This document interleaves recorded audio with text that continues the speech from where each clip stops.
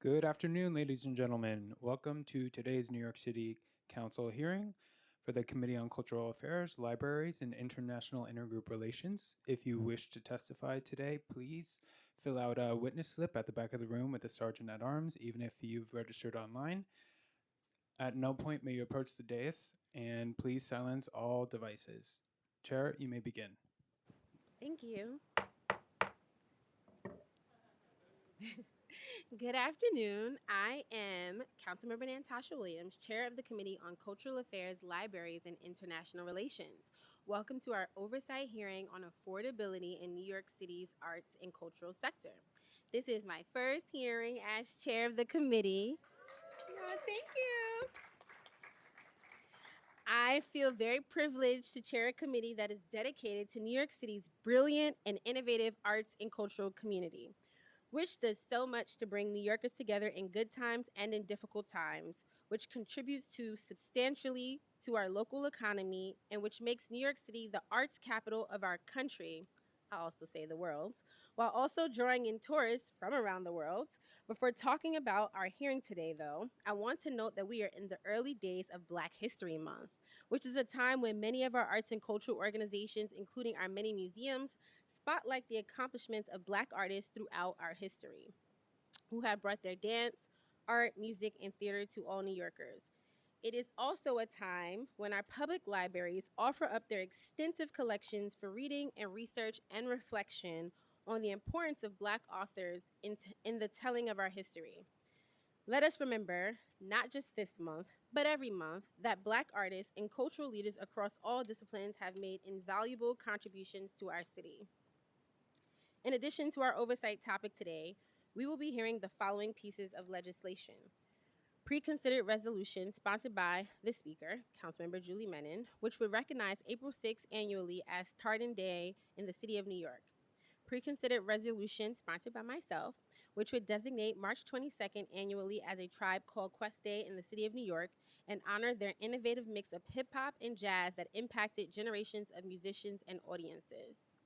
Resolution 1526, sponsored by Councilmember Joanne Ariola, which would declare July 2nd annually in the City of New York as Freedom Day to commemorate the anniversary of the vote of the Second Continental Congress to declare independence from Great Britain in 1776. And Resolution 1626, also sponsored by Councilmember Ariola, which would declare March 14th annually as Innocent 11 Remembrance Day in the City of New York in honor of those who were murdered by an anti-Italian mob in New Orleans in 1891. Let me invite Council Member. Oh, okay. So they messed up, not me. That the first one is actually sponsored by our minority leader, David Carr. And so with that, I will first turn it over to him to speak on his resolution. Thank you, Deputy Speaker, and congratulations to you on chairing your first hearing of this committee. I look forward to many interesting and productive hearings to come.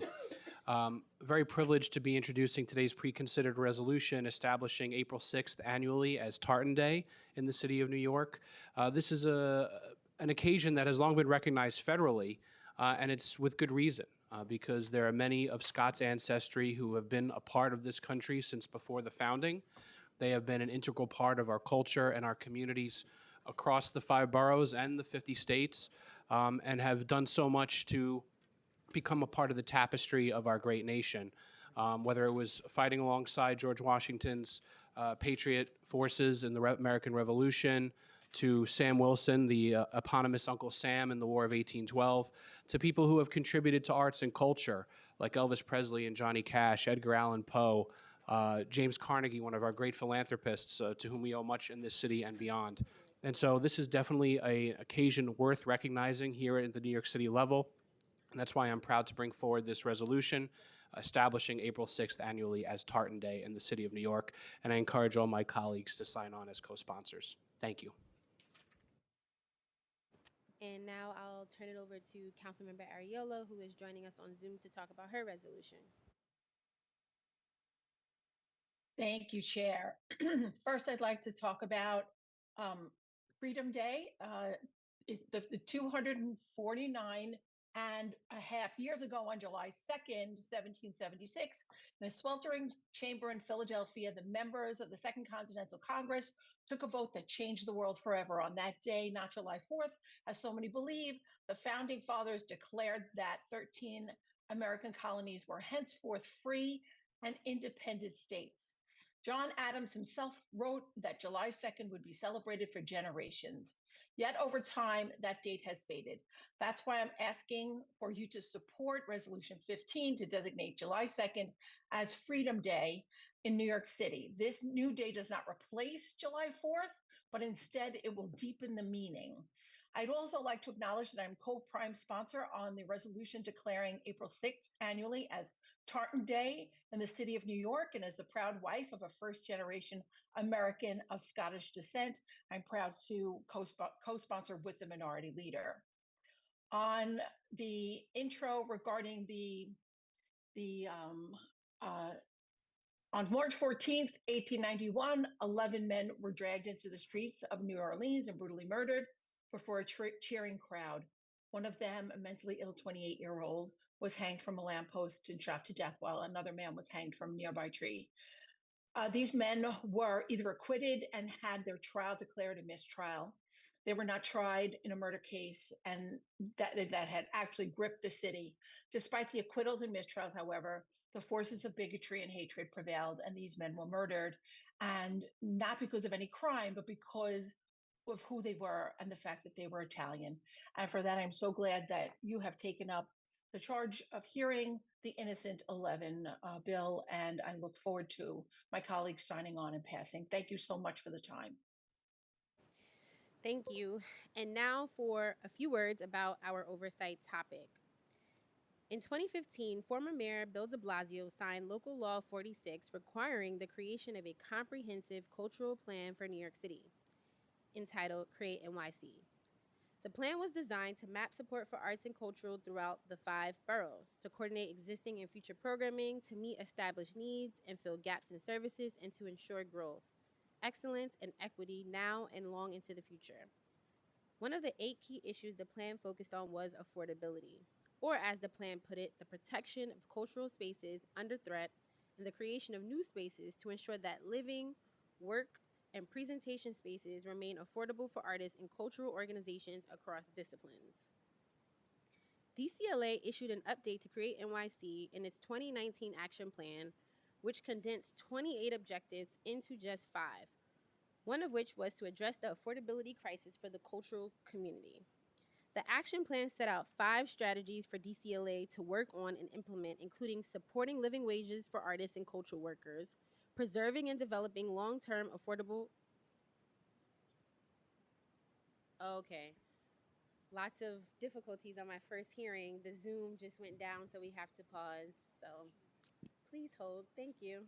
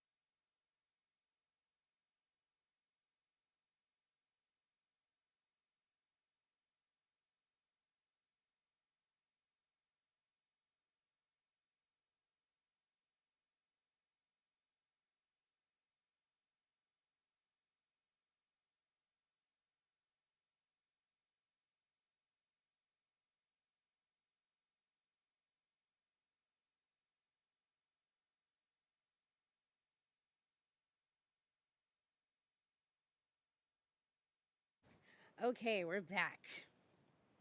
As I was saying, the action plan set out 5 strategies for DCLA to work on and implement, including supporting living wages for artists and cultural workers, preserving and developing long-term affordable artist workspace and housing, and promoting the inclusion of cultural facilities in city-led developments. The committee is interested in an update on DCLA's progress on the 5 strategies.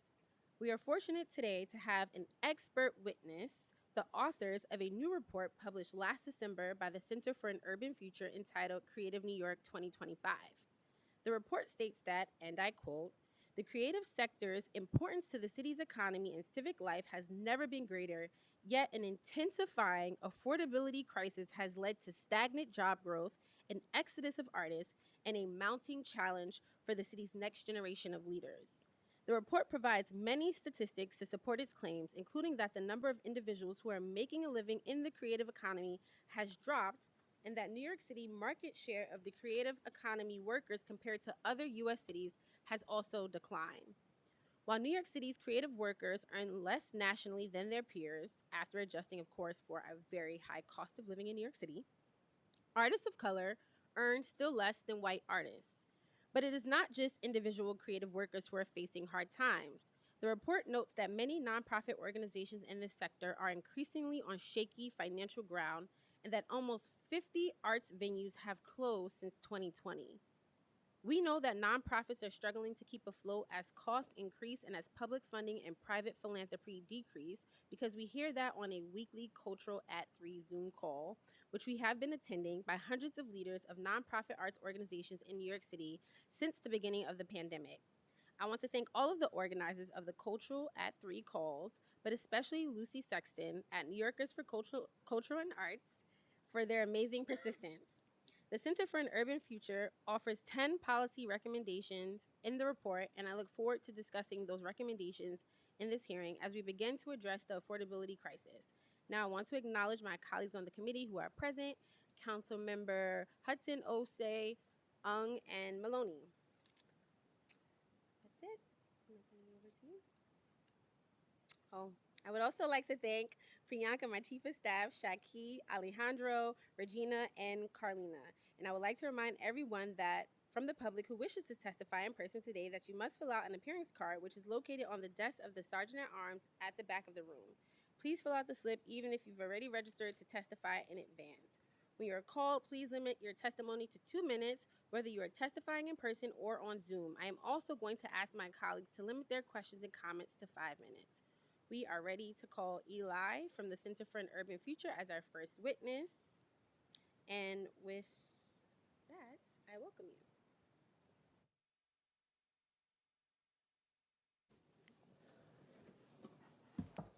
Good afternoon. Hey, Chair Williams, thank you so much. And thank you to the whole committee for the honor of testifying today. My name is Eli Dvorkin.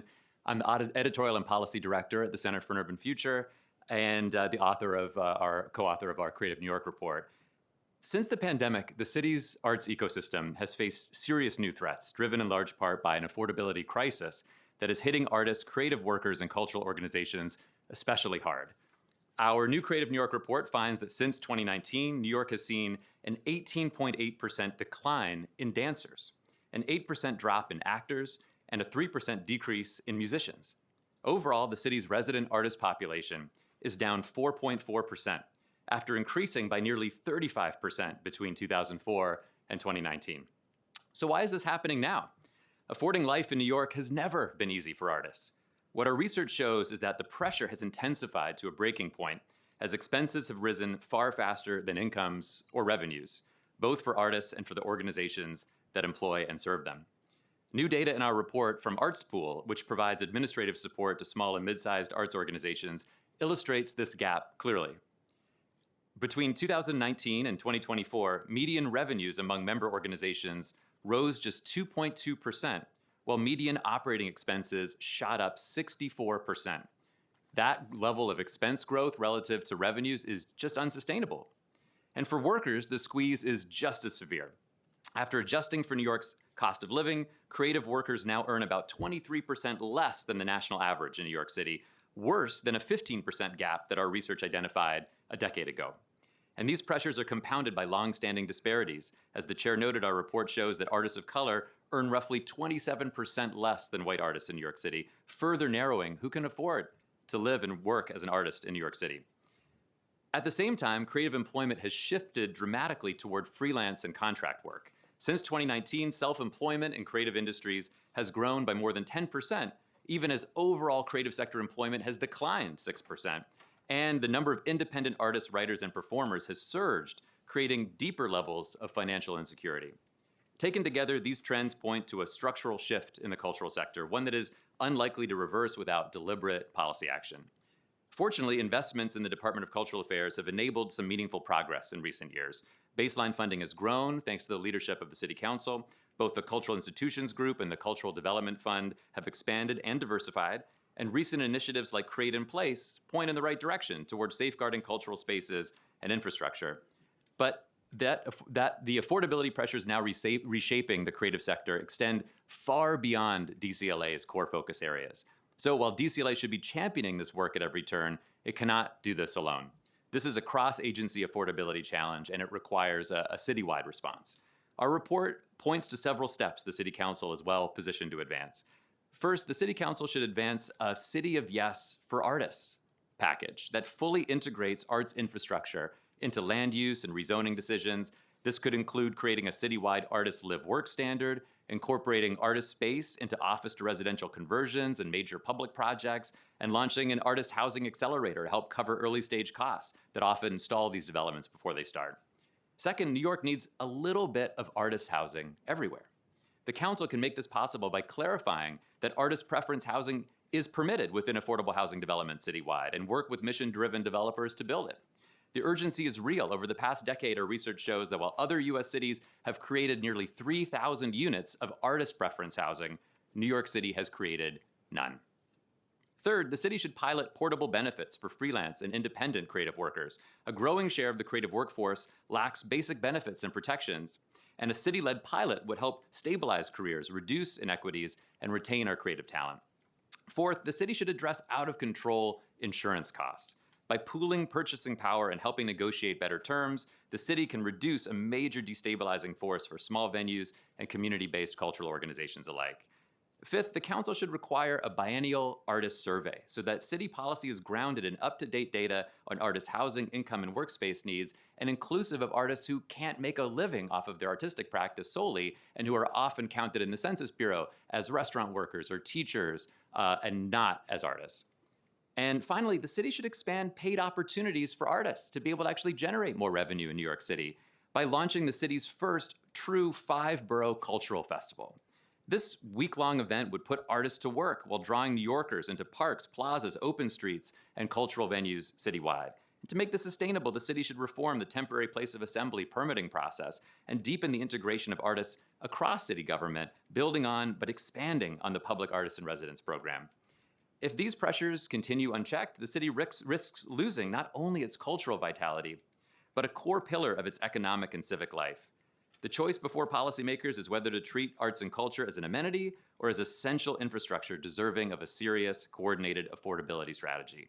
I look forward to working with this council and all the colleagues behind me to ensure that New York remains a place where artists and cultural organizations can afford to thrive. Thank you so much for the opportunity to testify today. Thank you. I have a few questions for you. So in writing your Creative New York 2025 report, did you have any discussions with DCLA about the affordability issues you addressed or about your recommendations? Yes, we did. I mean, there's some really tremendous colleagues at DCLA that provided input on the report.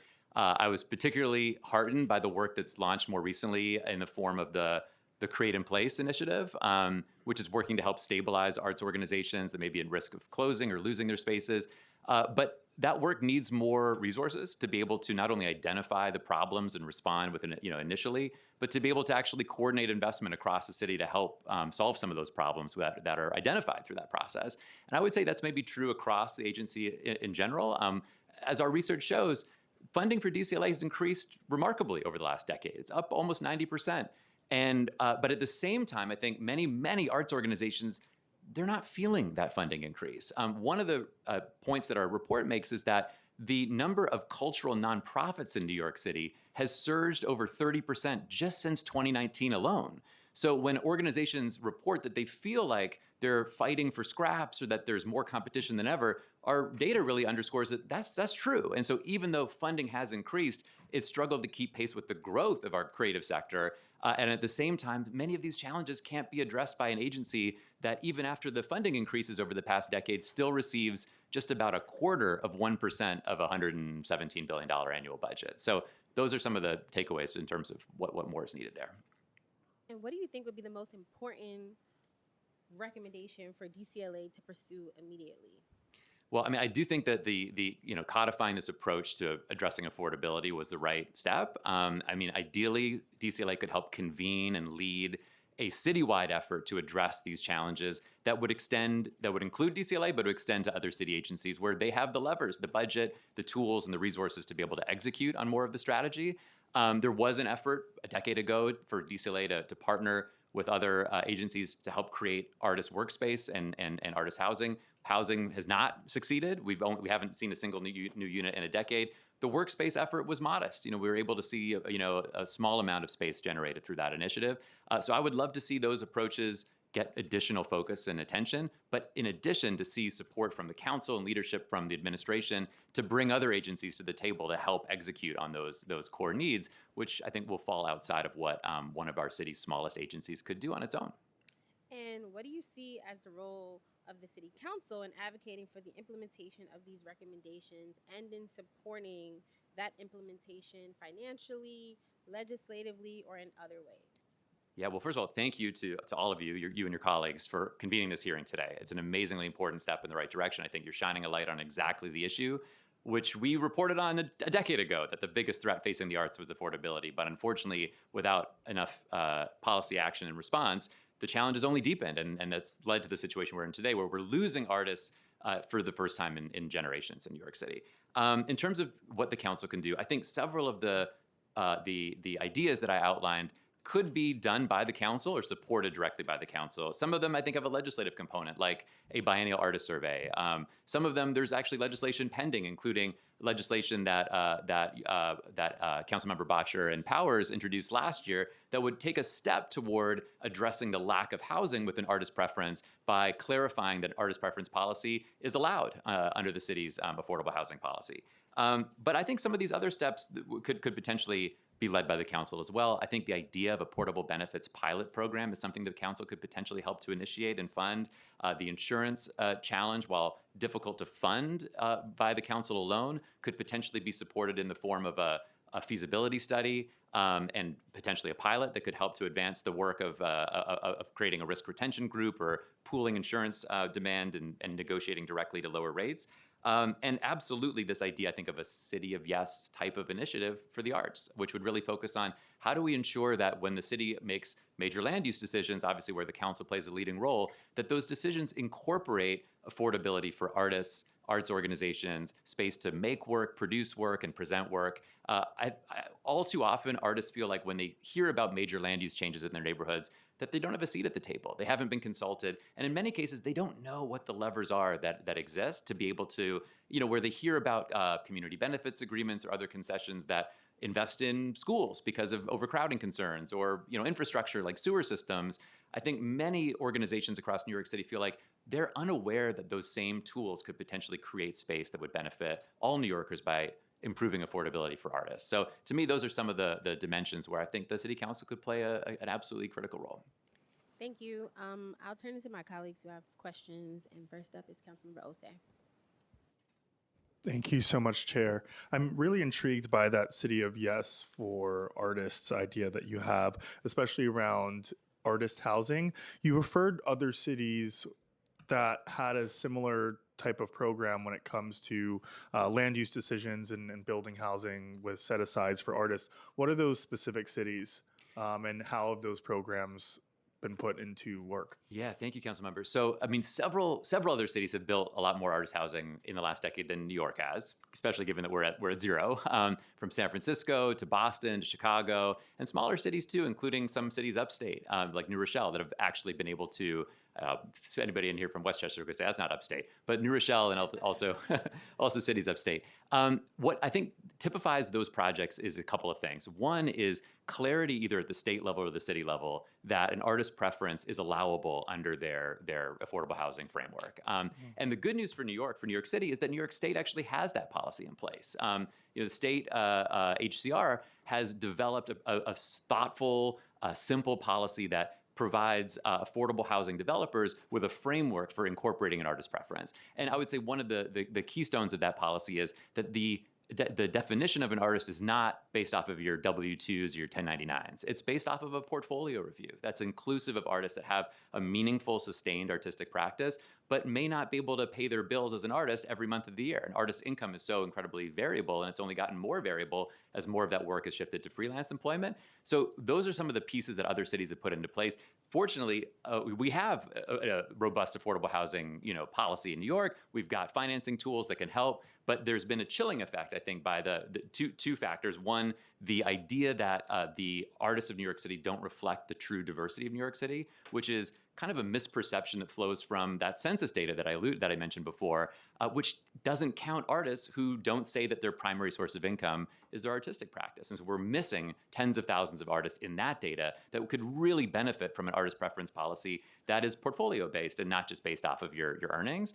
And then the other component is making sure that there's clarity for mission-driven developers in New York City that this is a priority for New York, that something that that policymakers want to see in their communities. And I would argue that rather than the previous generations of affordable housing for artists that we've had in New York, and we have some of the pioneering projects in the whole nation, like Manhattan Plaza, that I don't think the solution is necessarily new all affordable housing for artist developments, but to instead integrate an artist preference into projects all over New York City so that 5% here or 10% there becomes, I think, more feasible, but also would expand the benefits of creating stability, housing stability for artists to communities across the 5 boroughs. Yeah, I think that was my next question is in the forms that you've seen artist preference take place when it comes to the conversation around housing, has it been, a citywide percentage that's been allocated towards housing for artists, or is it project by project? Is that pulled into negotiation? Yeah, it's a bit of both. I mean, some places have kind of set a clear policy goal for developing artist housing at the city level,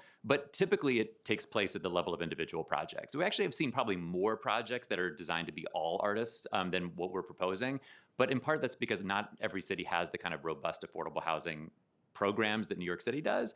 I think maybe the best models combine those two elements, though, where it's an artist preference that is determined through a portfolio review process, not run by government necessarily, but in many cases run by a partner organization so that the decisions aren't being made by, let's say, DCLA. They're decisions that are being made by a panel of artists that are commissioned by a nonprofit, for example. I think that's just a better, more democratic kind of distributed way to do it. And then the other component being a small artist preference everywhere rather than only seeing artist housing as unique buildings that require a major investment in just one place. And that hasn't been the case necessarily nationwide, but I think increasingly cities are recognizing that that approach could be more equitable ultimately in terms of the impact, and also more doable because that means that every affordable housing project could potentially have an artist preference component rather than only a small a tiny handful that have a unique 100% artist housing framework. So those are a couple of things we're seeing nationally.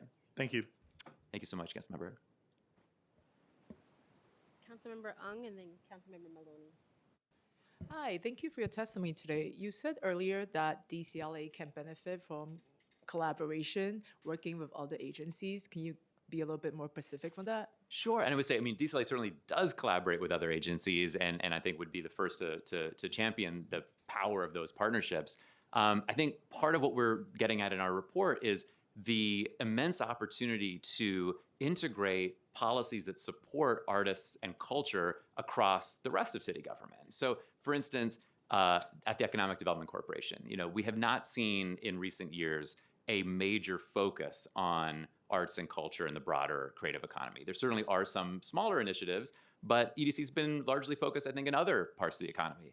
That should change. There should be a major new level of focus on in a kind of an EDC going forward that may be more focused on affordability than ever, but to say we need to make sure that part of this agency's work prioritizes not only creating jobs in the creative economy where we're seeing real pain right now, but also making sure that additional projects create opportunities for the arts, whether that's city-owned land being used to develop, major new, housing project or mixed-use development. How do we make sure that part of all of those projects includes A, space for the arts, and B, potentially some of the capital budget actually going to artists, like we do through Percent for Art, for example. But it's not just, EDC. I would say the issues around the vulnerabilities that our booming freelance workforce face. That could be a partnership, including with DCWP and other agencies. Looking at some of the challenges that we're seeing around artist housing, well, there's got to be momentum from HPD, or it's going to be very challenging. DCLA on its own isn't going to be able to kind of break that logjam, for example. So I think in all these areas, I see there's an appetite for more collaboration. I would argue with leadership from the council and from the mayor, there can be a clear focus on every agency reporting back, frankly, to all of you on how are we integrating artists into our policy agenda going forward, into our investments and into our policy agenda. Frankly, many agencies are just never asked. So even if there's an appetite for collaboration, there isn't necessarily any accountability to focus on how are those other parts of government advancing the needs of our arts communities while they execute on their core mission. Thank you. Thanks, Councilmember.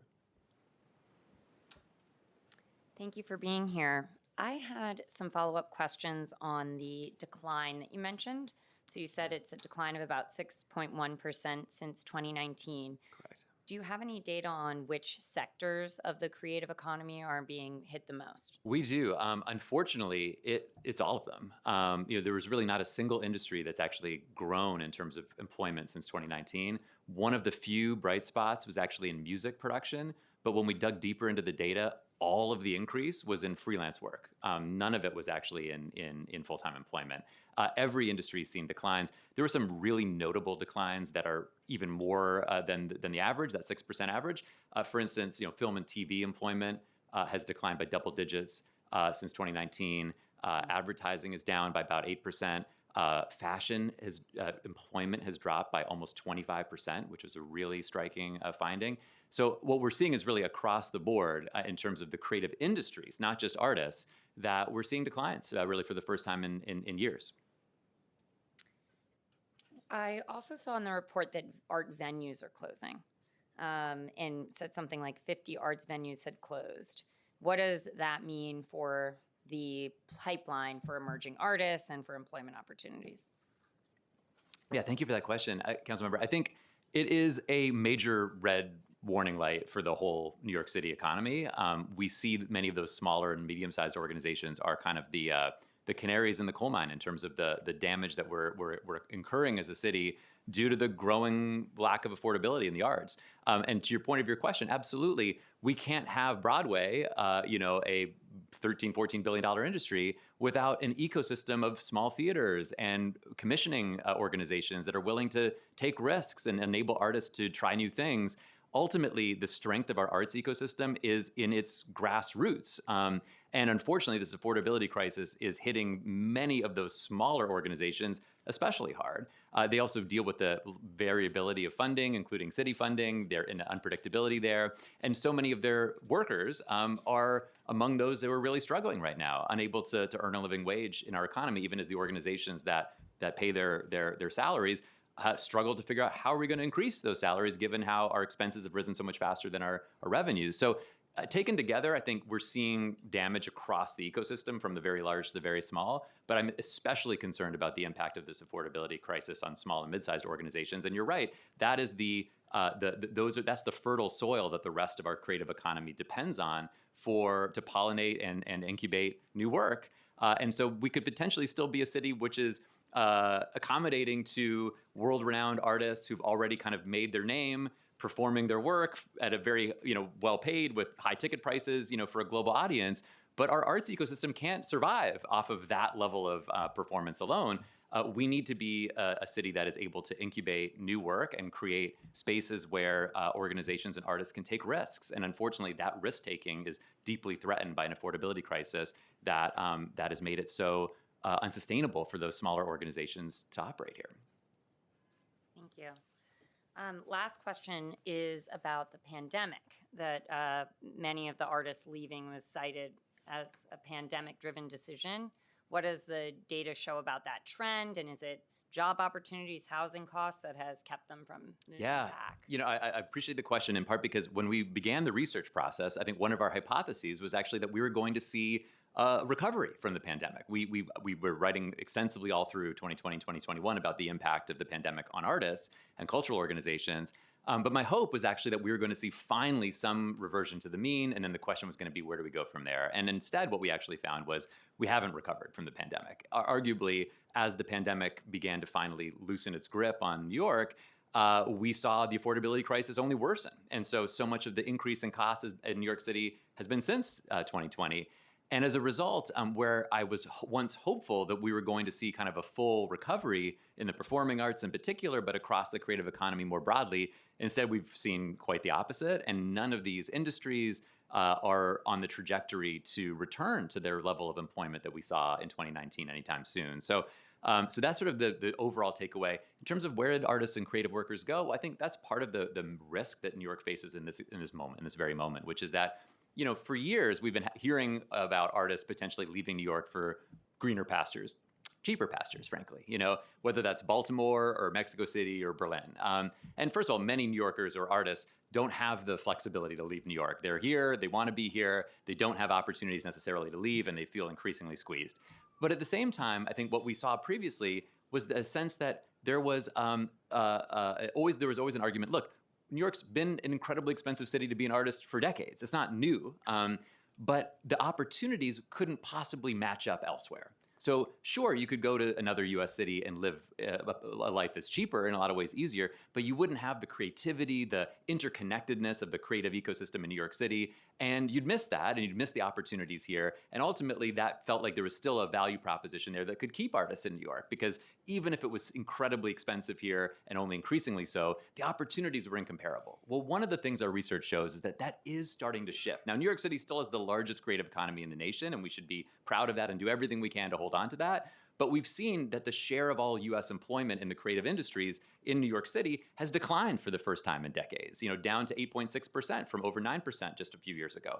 In addition to that, we're seeing other cities aren't standing still. Creative industry employment has surged by double digits everywhere from Denver to Nashville and beyond. And so even though a couple of other major cities have seen declines that are also expensive cities, places like San Francisco and Chicago, many other US cities have actually gained ground on New York City during this time. So I think while I don't believe anytime soon that suddenly we're going to see, you know, a Dallas or Denver become a bigger, more attractive creative, you know, capital than New York, the threat is real. And I think we're seeing it in terms of where artists are moving, because the combination of greater affordability and greater opportunity than existed even 5 years ago is beginning to shift their thinking. And by the way, the rest of our state has benefited. I mean, the resident artist population in the Hudson Valley's doubled during the same time period. So even though the overall numbers are relatively small, we're definitely seeing artists, you know, voting with their feet. And New York City is suffering the consequences of that.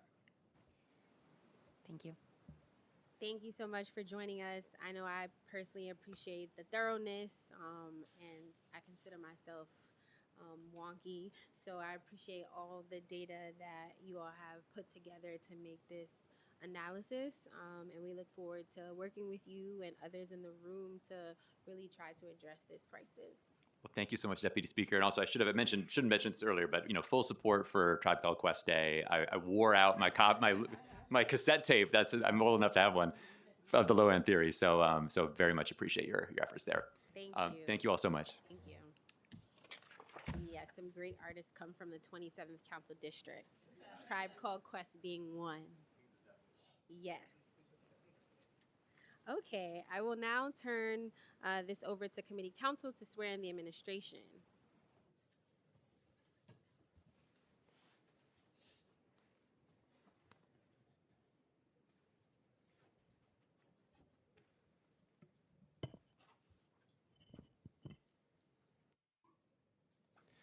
Give the chair just 1 minute.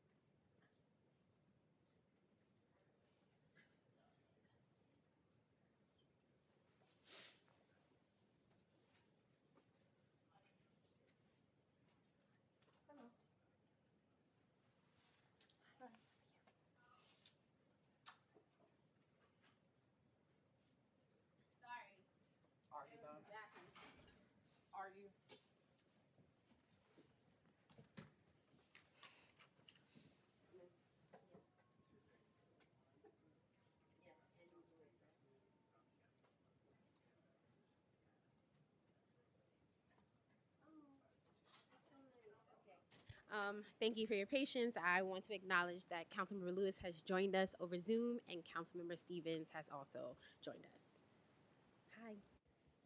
Hi. Good morning.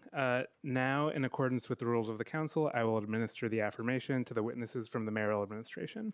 I will call on each of you individually for a response. Please raise your right hands.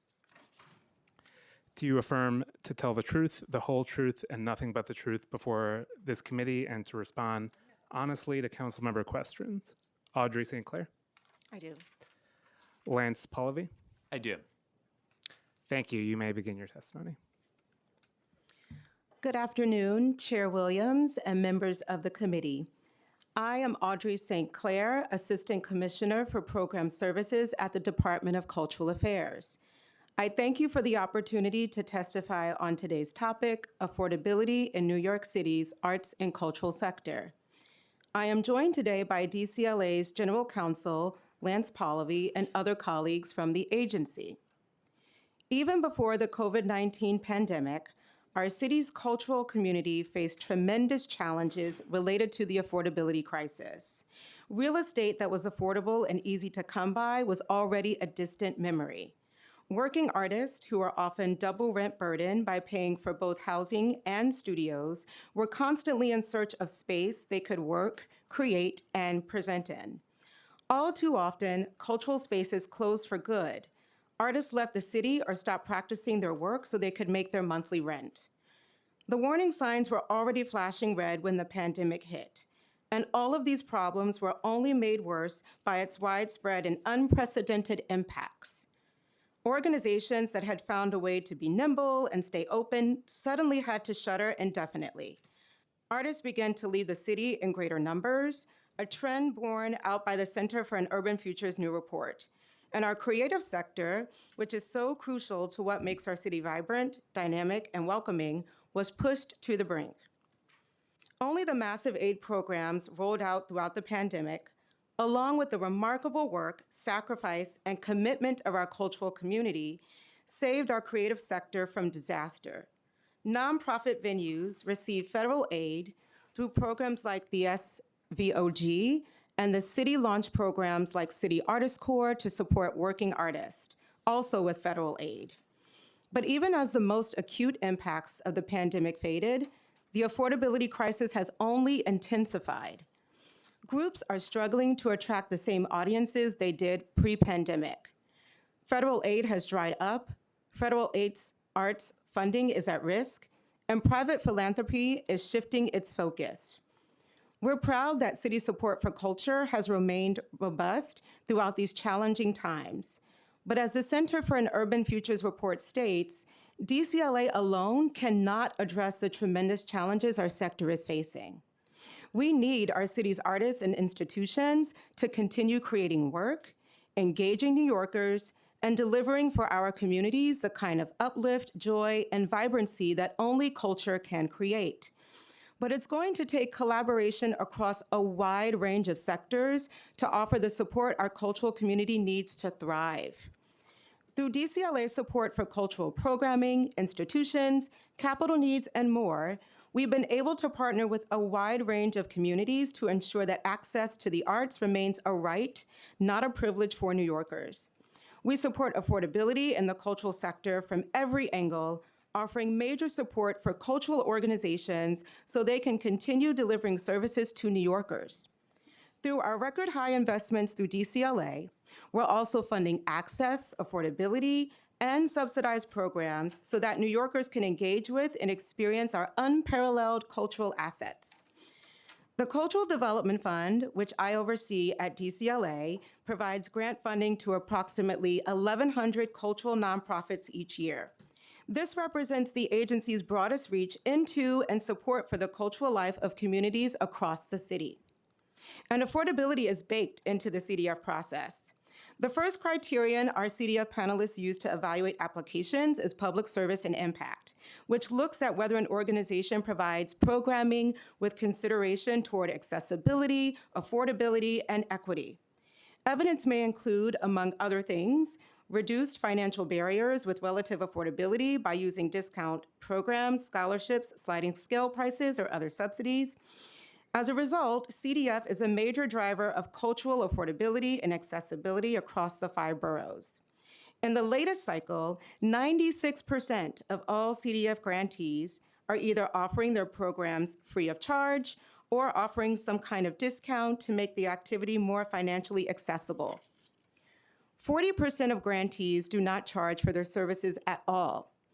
From audience access to affordable artist studio space, programs supported through CDF include Theater Development Fund, which operates the famous red TKTS booth in Times Square, expands access to performing arts through discounted tickets, arts education for students, community partnerships, and affordable costume rentals for nonprofits. Bronx Art Space supports Bronx-based artists through paid residencies and provides free drop-in community art classes, fostering hands-on creative engagement for all ages. International Studio and Curatorial Program offers subsidized studio space and professional development to New York-based artists. Maker Park Radio operates a free community radio station offering training, resources, and public programming that amplifies Staten Island's local arts and culture. Octavia Project engages Brooklyn teens in free 5-week summer programs using science fiction, writing, and technology to build confidence and leadership skills. Cool Culture provides free cultural access passes and programming to tens of thousands of underrepresented families with young children across NYC. Dance Entropy operates Green Space, offering affordable 24/7 studio rentals accessible to artists across all movement disciplines. New 42nd Street partners with Nycc to provide free tickets to New Victory Theater performances for public housing residents.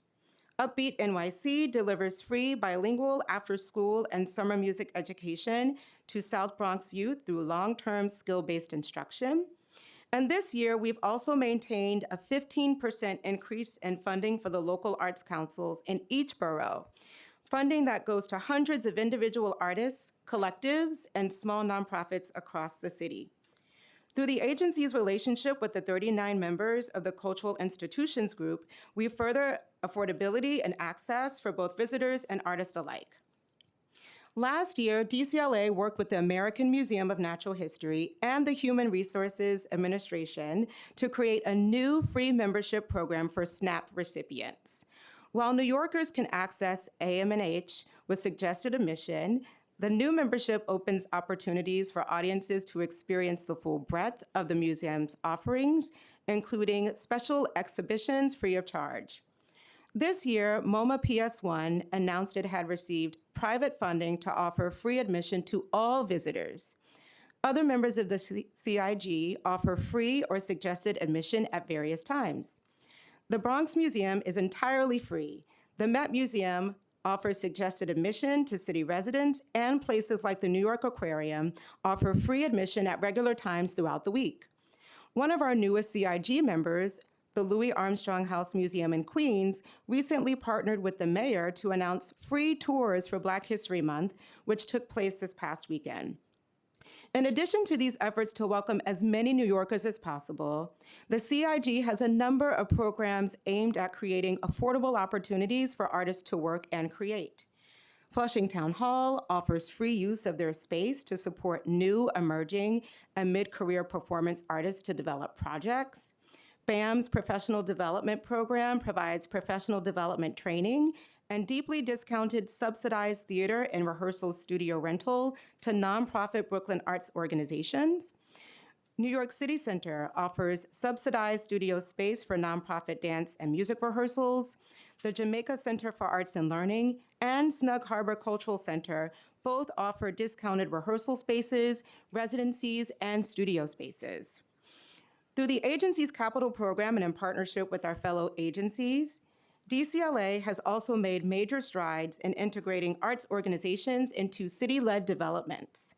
This not only creates housing and assets that meet community needs for locally based cultural engagement and hubs, they also provide cultural groups and artists with stable long-term space to create and connect with residents. Examples include Indie Space Hell's Kitchen, which will be a 5,500 square foot space designed to serve the indie theater community.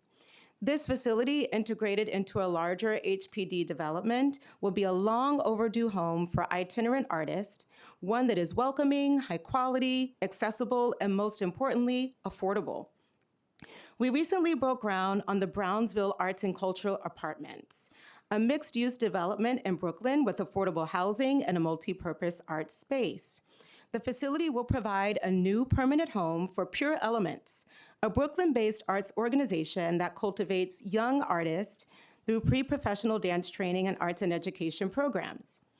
In partnership with the nonprofit Art Space, it will also house space for a number of local Brooklyn arts and cultural groups. Affordable and accessible cultural space for the People's Theater, 651 Arts, Belongo, and more are also in development or recently opened. DCLA's beloved Materials for the Arts program has been a huge resource for cultural groups and arts educators since it was established in 1978. MFTA has 5,000 member organizations across the 5 boroughs, including arts nonprofits, public schools, and city agencies who receive materials free of charge that allow them to stretch budgets and offer free and affordable arts programming to New Yorkers across the city. In just the last month, MFTA has provided nearly $240,000 worth of free supplies to member organizations. Groups received an average just over $500 in free supplies per visit. This translates directly into organizations and educators who can bring low-cost and free cultural programming to communities across the city. A few examples of MFTA donations from just last month include Gibney Dance picked up a baby ground piano for their rehearsal spaces. The New York Latin American Art Triennial received a Singer sewing machine for their fiber arts creative projects. Triskelion Arts, a small Brooklyn performance space, acquired cast-off carpet from the Pace Gallery in Manhattan. The Brooklyn Academy of Music got a cache of bright red fabric from a pop-up store in Midtown and reused it in a sold-out event as part of the Next Wave Festival. When it comes to giving artists and arts workers the materials they need to create programs that are affordable and accessible, MFTA has a tremendous impact. A newer program at DCLA that was launched specifically to help smaller organizations and creative businesses navigate the affordability crisis is NYC Create in Place. Launched in December 2024, Create in Place serves as a centralized support system focused on cultural real estate and infrastructure, offering technical assistance, interagency coordination, and public resources to help cultural nonprofits and creative small businesses stabilize, access, and expand space. To date, Create in Place has provided support for more than 80 organizations across all 5 boroughs, expanded collaboration among 16 city agencies, and successful interventions. These include playing a key role in preserving the Wild Project on the Lower East Side, which purchased its longtime home thanks in part to support from Create in Place. Following the successful effort to safeguard the Wild Project's home, Governor Hochul announced the creation of the NY Spaces program, investing $10 million to support similar efforts to safeguard art spaces statewide. Create in Place represents a meaningful response to affordability pressures and a significant step towards stabilizing New York City's creative ecosystem. We're proud of our robust, stable support for the cultural sector and our many programs and initiatives that strive to meet the moment and offer flexible, innovative solutions to the cost of living crisis in New York. But as the Cuff report makes clear, we will need to work with public, private, and nonprofit partners to push forward the far-reaching efforts we need. I thank you for the opportunity to testify today on this important topic, and we are happy to answer any questions you might have. Thank you. And fun fact, when I was the SYEP intern, I worked at Materials for the Arts, so I'm very familiar with that organization. So generally speaking, what is DCLA's level of commitment to carrying out steps to accomplish the objectives set forth in Create NYC and in its subsequent 2019 action plan? Thank you very much for that question, Deputy Speaker Williams. It's very nice to see you and welcome to your new role as chair of this committee. It's been such a pleasure working with you on arts and culture issues throughout Southeast Queens, and we're really looking forward to partnering with you in this role. We are incredibly proud as an agency of the work that we did to prepare for the 2017 and subsequent 2019 action plan. It involved a lot of community engagement, which we think is so important to go out into communities in New York City and really listen to what artists and arts and culture nonprofits need most. And that plan laid out a series of recommendations that we've been working on implementing in the nearly decade since. From fostering a more equitable cultural sector to tackling the affordability crisis, we've really been able to focus on things like the CDF Equity Fund, affordability initiatives, and one of the things that you heard about during Assistant Commissioner St. Clair's testimony is Create in Place, which I think really speaks to the spirit of the 2017 plan. And so at this point, the landscape has changed. Our commitment to affordability has not. And in fact, we're as committed to affordability now in 2026 as we were when we were at those initial listening sessions in 2015. So I thank you for the question, and it is front burner for our agency. Actions taken to carry out strategies designated in the action plan are supposed to be recorded on the action plan website established by DCLA, but no actions related to Objective 4 have been recorded since 2020. Why not? And what is the process for updating the website? That's a very good question, and we looked into it in preparation for this hearing. It turns out that the website that we had established in 2017 for this plan is really, really difficult to update. And so we are working with OTI on transitioning all of that data onto a new website that would be much easier for us to regularly update on our own and not needing to partner with other people in order to do so. So we are getting that addressed, and in the meantime, we're always happy to come and testify, to have offline conversations with the council, and to let you know about our progress. Sounds like bureaucracy. Generally speaking, what do you think of the policy recommendations in the Creative New York 2025 report written by the Center for an Urban Future? We think that any type of report, any partner that's going to dig in, get hard data on what's happening in our cultural sector is an incredible benefit to our entire cultural community. We're very grateful to the Center for an Urban Future for all of the work that they did analyzing what's going on in the creative sector today and putting forward this very thoughtful, evidence-based report. These are big ideas, and it's going to take collaboration both across city agencies and outside of city government to make some of these wonderful ideas turn into a reality. And so we think that this is a call to action. This is the beginning of a process to try and implement these important initiatives. And we look forward to working with our nonprofit arts and culture partners, other city agencies, and foundations in the private sector to see if there are ways to implement some of these important recommendations. Thank you. What do you think of recommendation 3 to launch New York City's first ever 5-borough cultural festival? And I want to say in the testimony, one thing that came to mind about other cities, which as a native New Yorker, I'm always going to think New York City is the best place ever. However, when you do travel to other cities, one thing I notice is like innovation from their governments. And I think because New York City is so large and there's so much going on and we have so many programs that already exist, oftentimes it feels like a lack of creativity, or it feels like bureaucracy where you might have the idea, but it's very hard to like quickly like mobilize to do something that might be like really creative, because some of the things that I see other cities doing is like, wow, that's so cool. But you know, they don't have 8 million people living there, so it might be a little easier. So I don't want to be critical, but I thought that that idea was really cool. I'm also trying to figure out how like the council can execute on parts of that, because we don't have like a large scale cultural festival. Like people travel for South by Southwest as an example. Like we have many things, but we don't have something large like that in New York City. Well, I think that it's a really good question and a great point. We're always open to having discussions about ways to highlight the festivals and cultural programming that's already happening in the 5 boroughs, and to see if we can serve as a convener and amplifier of ways to market the things that are happening everywhere already into something that could really focus on tourism to New York City and the importance of having a signature festival for New York City. We already are doing things like Jan Arts NYC, NYC by Design.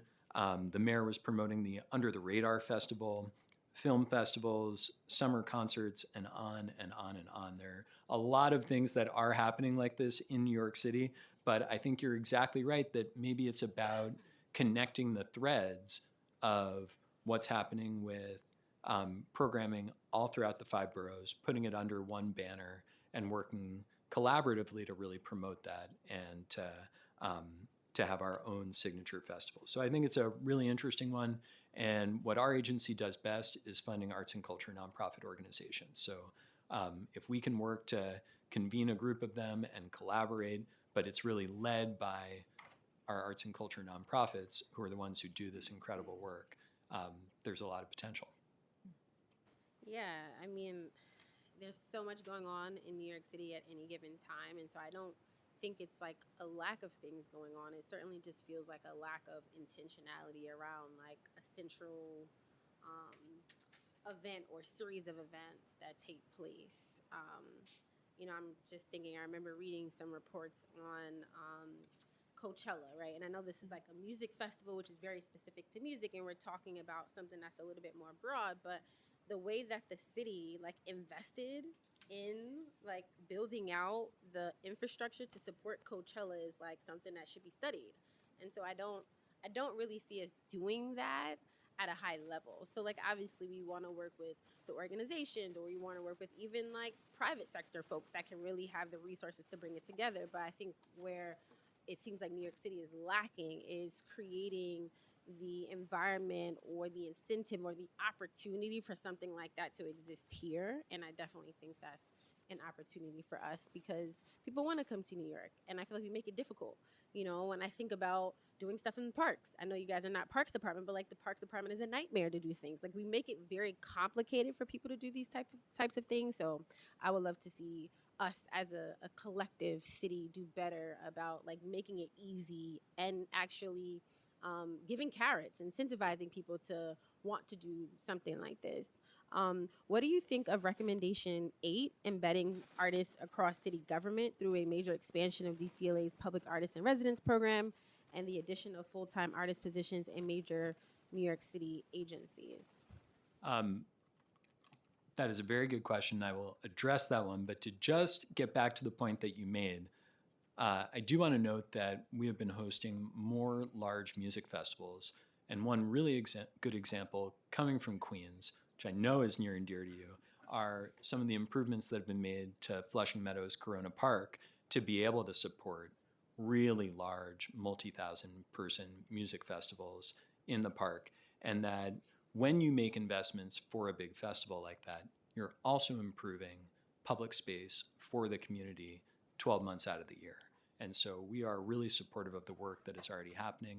And this administration is really focused on cutting red tape. It's been one of the major initiatives of the mayor is to look for ways to cut red tape to do big things here in New York City. So I think we're going to find a lot of ways to partner there. And I wanted to make sure to note that.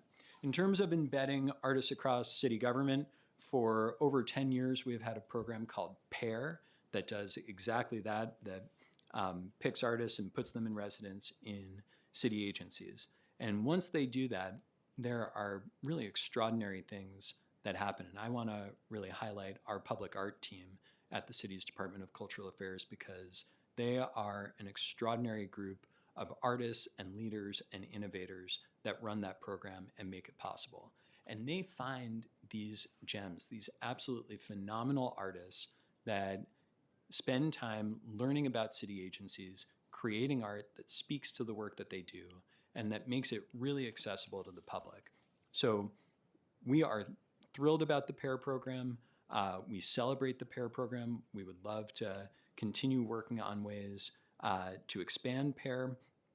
And so I think it was a great recommendation in the report, and we're going to continue looking for ways to amplify what is already happening at PAIR.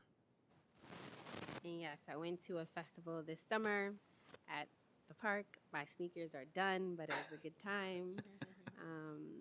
What can the City Council do to support the DCLA in implementing these recommendations? Same question, financially, legislatively, or in other ways? Because I do think it's about partnering. So would love to know if you have any thoughts on how we can be helpful in the council. I mean, one of the wonderful things is just how collaborative the city's Department of Cultural Affairs and the council have been over many, many years.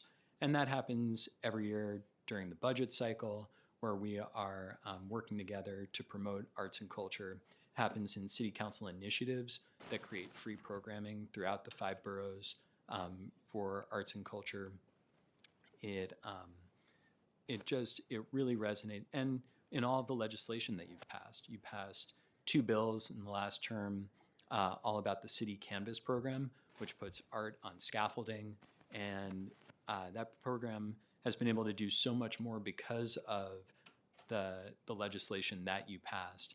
And so I think that there are going to be many more opportunities for additional legislation. We are tracking and looking forward to getting updates about the artist housing bill that was introduced last term that will be reintroduced this term, and to see what happens to that bill. And so I think it will continue to be about legislation and funding and working together to achieve really big things to help support our arts and culture sector, who is struggling so much these days. And I think everything we can do in and out of government to support them is critical to the thriving of the sector. Thank you. Do my colleagues have any questions?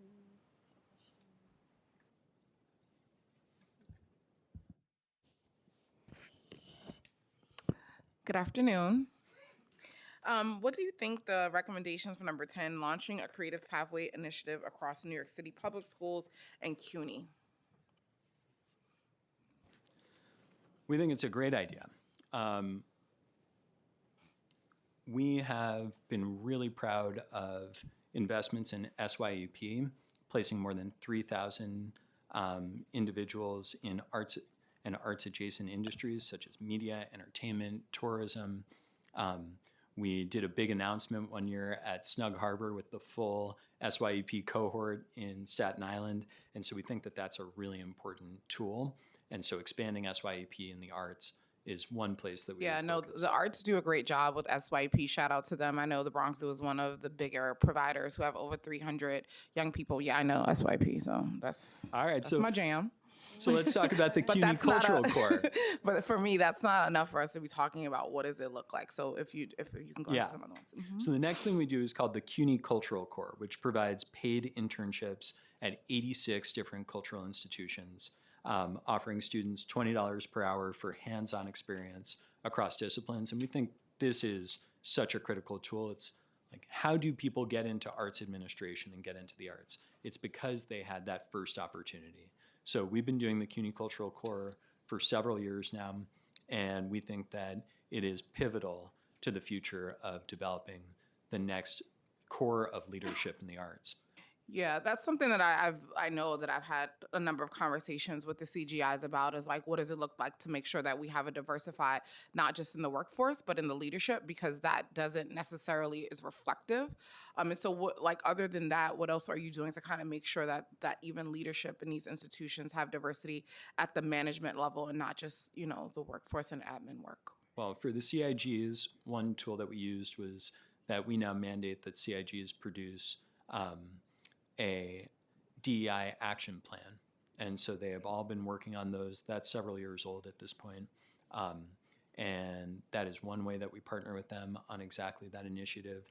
They've been thinking a lot about diversity in their boards, diversity in their leadership. And so I think that their goals are heavily aligned with exactly what you're asking. And there are lots of workforce development programs within the CDF too.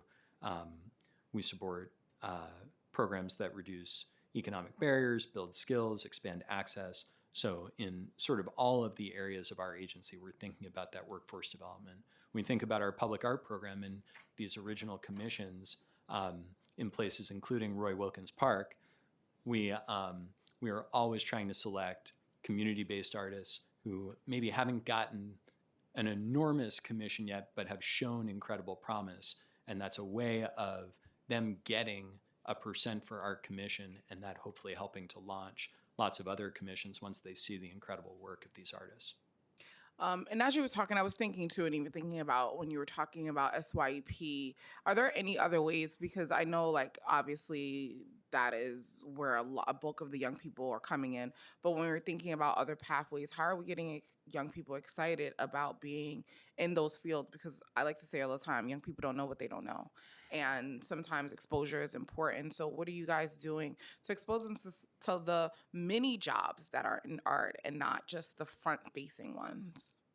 Yeah, and that doesn't get done through just the SYEP program. So what are you guys doing around that? No, absolutely not. I mean, another thing that actually the council really does is through your member items, there are a lot of council members that are sponsoring field trips to these cultural institutions, and they're getting really specific guided tours to help walk them through what these places are about, what they can find there, get them excited about the work that happens. And that's sort of the hope of a pipeline. Maybe you go on a field trip to the American Museum of Natural History when you're in elementary school, and then you revisit and you get to go to the New York Botanical Garden when you're in middle school, and you're seeing more and more of these institutions, you're learning more, the tours are appropriate for your age group, and that you're hopefully getting excited so that when you get to SYEP age, you want to choose one of those cultural internships because you want to be a part of the program, you want to do more of what they're doing.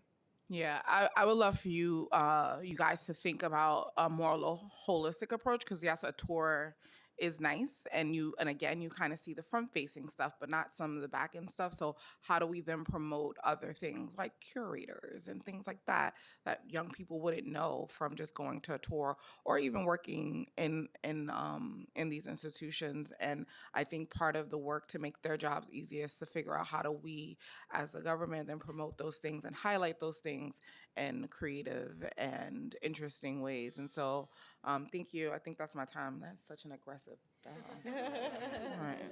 No, it's okay. Thank you, Councilmember Stevens. That's all. Thank you so much. I know we have so many groups that have signed up, and not that I don't love the agency, but would love to hear from all the people who have been very patiently waiting to testify, and I look forward to working with you, Lance, and Deputy Commissioner on how to advance arts and culture in our city.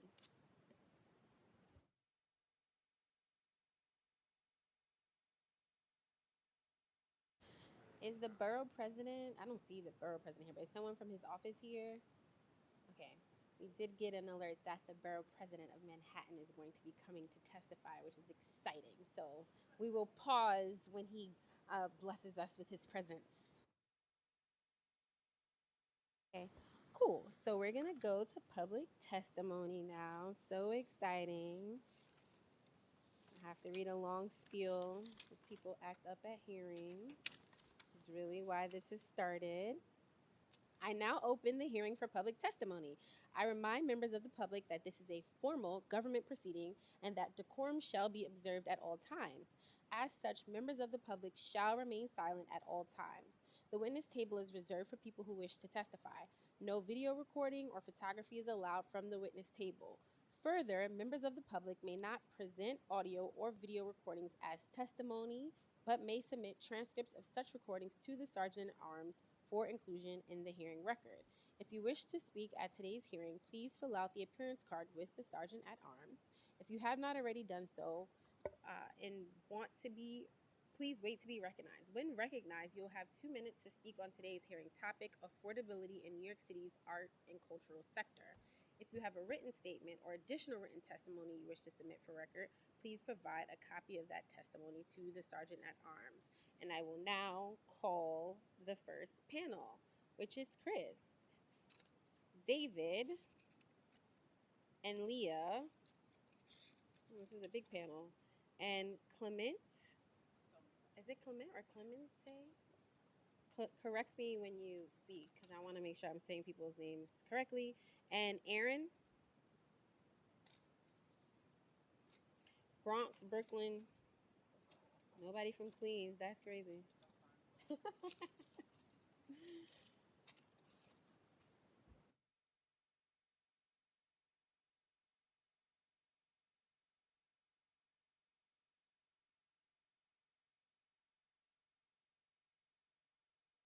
Whoever wants to go first, you want to start this way?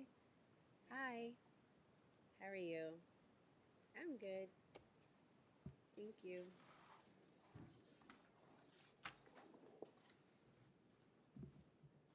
Can I? Okay, great. Thank you. Thank you, Chair, Deputy Speaker Williams, and members of the committee. My name is Leah Johnson. I'm Executive Vice President for Lincoln Center for the Performing Arts. New York City's cultural landscape is at an inflection point. Artists and creative workers can't afford to live here, and there is a growing financial strain on cultural institutions. To ensure the city remains the world's creative capital, we must address arts and culture as a non-negotiable investment in public infrastructure.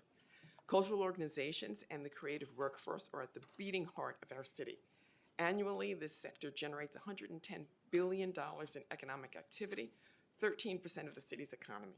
In 2024, the Lincoln Center campus alone contributed $4.5 billion in economic impact, welcoming 4.2 million visitors. For every dollar invested in the arts, there is a $3 return to our economy. To maintain the cultural vibrancy of New York City, we must provide affordable access to the arts for all New Yorkers, make it possible for artists to live and work here, and sustain the organizations that connect audiences with the arts. At Lincoln Center for the Performing Arts, we believe artists carry us forward and everyone deserves access to transformational arts experiences. We are committed to free and low-cost access to the arts for all New Yorkers. Last fiscal year, there were over 500 free performances at Lincoln Center campus. During our Summer for the City season alone, we welcomed 600,000 visitors over a 9-week, all-free and Choose What You Pay festival.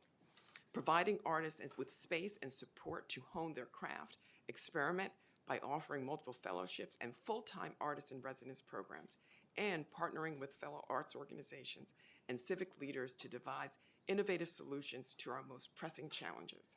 Without bold and creative solutions, we risk losing the artists and arts organizations that make New York City the culture center of the universe. Arts and culture is not a luxury, it's a human right. Thank you. And I'm sad about Winston. So are you guys gonna like rename Jazz at Lincoln Center on behalf of him or something? What are you guys gonna do? Well, we're gonna find the next generation That's true. of Fair. amazing But he jazz founded musicians. He did. But you know, it's time. So we can find the next, and he's been cultivating a lot of people. So. Okay. Chris? Thank you, Deputy Speaker, members of the committee. My name is Chris Durasimi, Director for Government Community Affairs for the Wildlife Conservation Society and a member of the Culture Institutions Group. The Wildlife Conservation Society operates the Bronx Zoo, New York Aquarium, Central Park Zoo, Queens Zoo, and Prospect Park Zoo. While our mission advances global wildlife conservation, our impact here at home is just as critical. Our parks are essential community resources, particularly in neighborhoods that have historically faced barriers to access and opportunity. In the last year alone, 69% of New York City residents who visited the Bronx Zoo, more than 500,000 people, did so for free or at a discounted rate. A cornerstone of this work is our Community Access Program, which provides complimentary access for seniors, young people, individuals with disabilities, individuals experiencing homelessness, and community-based organizations. Through partnerships with city agencies and local nonprofits, WCS has distributed more than 30,000 free tickets and hosted community days that included education activities, meals, and family programming in 2025 alone. These efforts ensure that New Yorkers can experience and benefit from the city's cultural assets, regardless of income. In addition to CAP, we offer multiple pathways for free or reduced access for New York City residents and special populations. We offer free or reduced admission through programs like free limited admission on Wednesdays at the Bronx Zoo, free hours at the New York Aquarium, discounted school visits for more than 250,000 students and chaperones, annually. Complimentary access for undergrads at the zoo, free admission for military and veterans, and long-standing partnerships like Urban Advantage and ID NYC. Beyond access, WCS is deeply invested in workforce development. With City Council support, our STEM career lattice now serves more than 1,900 young people each year through paid internships and employment opportunities. Since 2018, participation has nearly tripled, and in 2025 alone, youth has earned more than $5.5 million in income and stipends. We also co-lead Side Network NYC, which provides paid STEM internships across 8 cultural institutions, one right next to me, NYBG, serving more than 1,100 young people last year and helping launch future careers in science, education, and conservation. And these young people earn more than $2.4 million in stipends and wages. Continued council support allows WCS and our cultural partners to expand access, advance equity, and prepare the next generation of New Yorkers for meaningful careers, while keeping our cultural institutions open, inclusive, and rooted in the communities we serve. Thank you.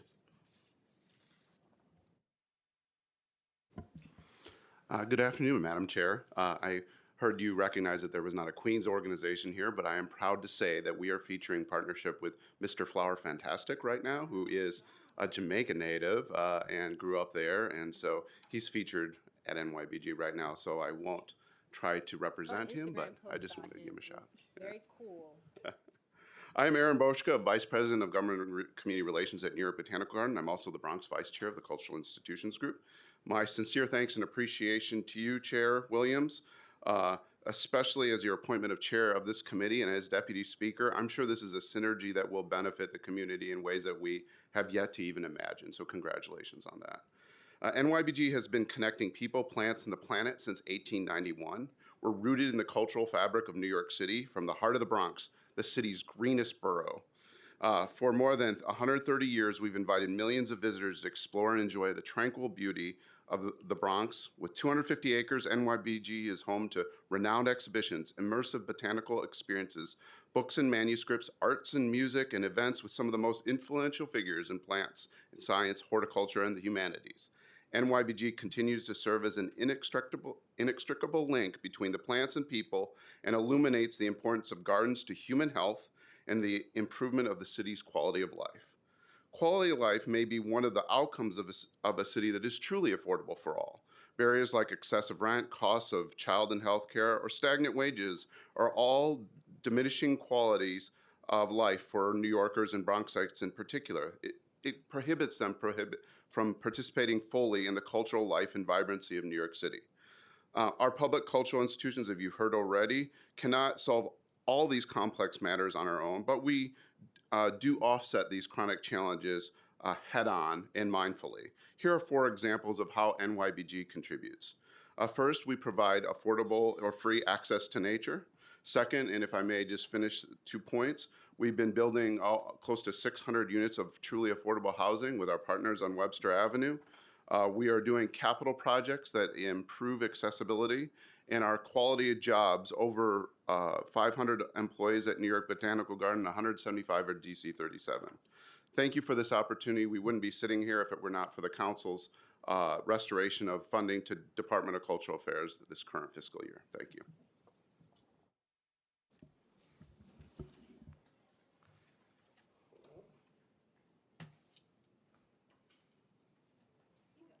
Dr. Williams, Councilmember Stevens, I'm David Freudenthal from Carnegie Hall. Thanks for the opportunity. The Council for Urban Future's fantastic report has a focus on the individuals that are facing this crisis, and we have with my colleagues here a perspective of the institutions and our role in this. In supporting the arts and ensuring making arts happen and ensuring it's accessible and affordable to New Yorkers. Carnegie Hall believes deeply in that work, and in addition to our hundreds of concerts each year, we have a deep commitment to our city's schools, our work in justice spaces, in early childhood, in mental health. It is most of which is free or very, very low cost. A great example is our citywide program. 40,000 New Yorkers participate in these free concerts every year. There are lots of fantastic programs that happen across New York City. The council supports the B-Side, which is our workforce development program. The support from the city through cultural affairs, through the city council, is the way that organizations like this one, like my colleagues here, are able to provide these free and low-cost services to New Yorkers. Your funding it cannot be taken out of the equation, not that you would suggest otherwise, but to understand the good that it does and enables those extraordinary programs that this organization, my colleagues here, and all of the many ones you're going to hear after us that do every day for New Yorkers. Thank you for your time and consideration.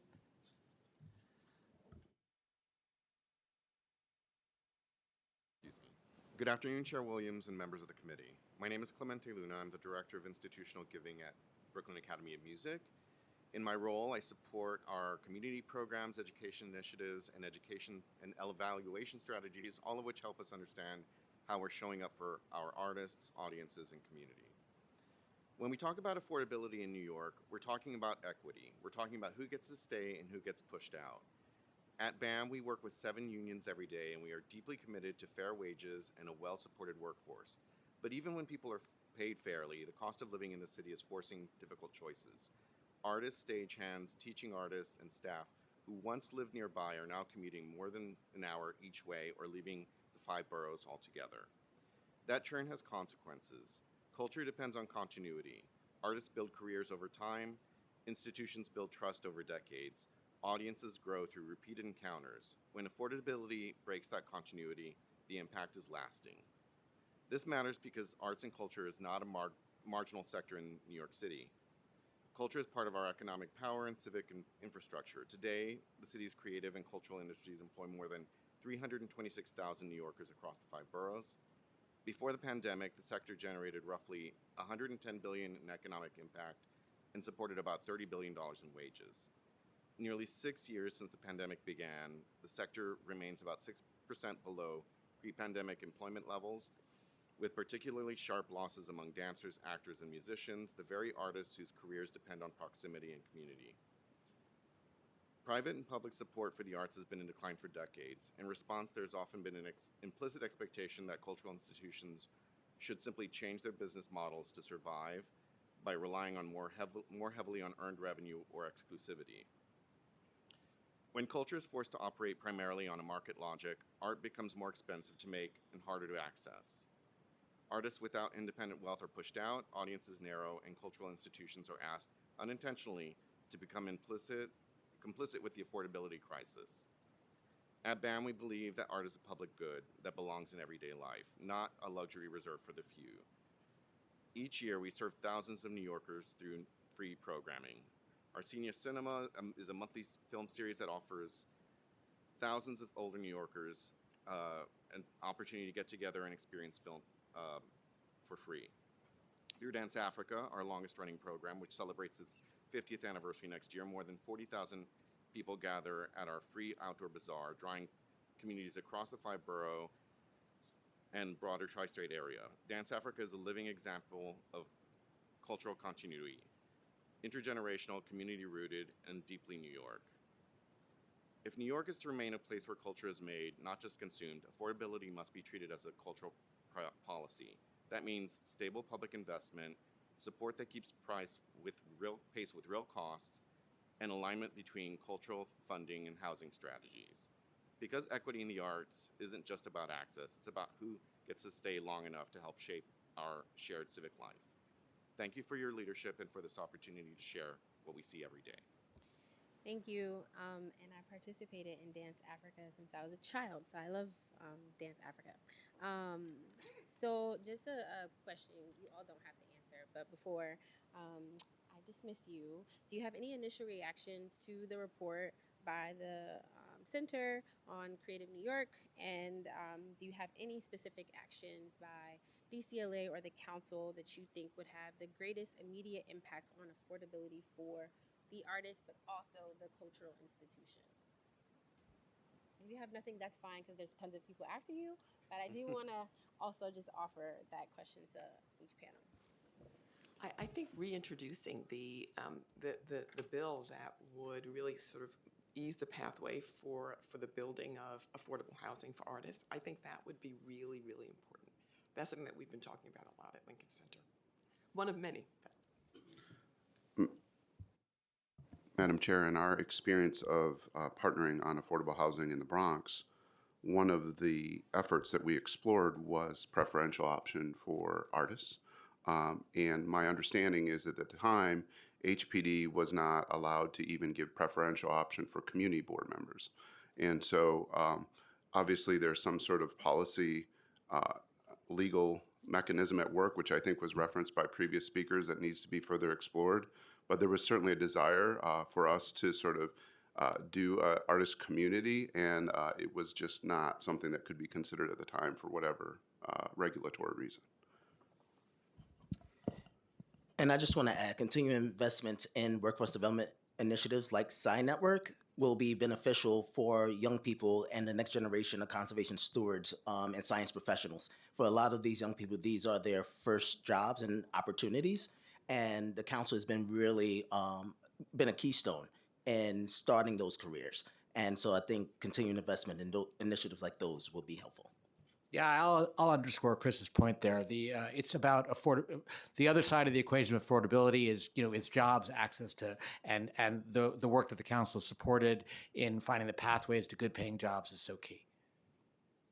Thank you. And yes, I have tracked that bill down. The council has a very convoluted process of reintroducing bills. Both people are no longer with the council, so it's going to be a sponsorless bill. But hopefully I'm able to carry it. We'll see, because we have a process. But I have tracked that bill down, and when the Ledge Division does their process, hopefully it's a bill that we can swiftly reintroduce and hopefully get passed. So thank you so much for testifying, and I hope you have a great day.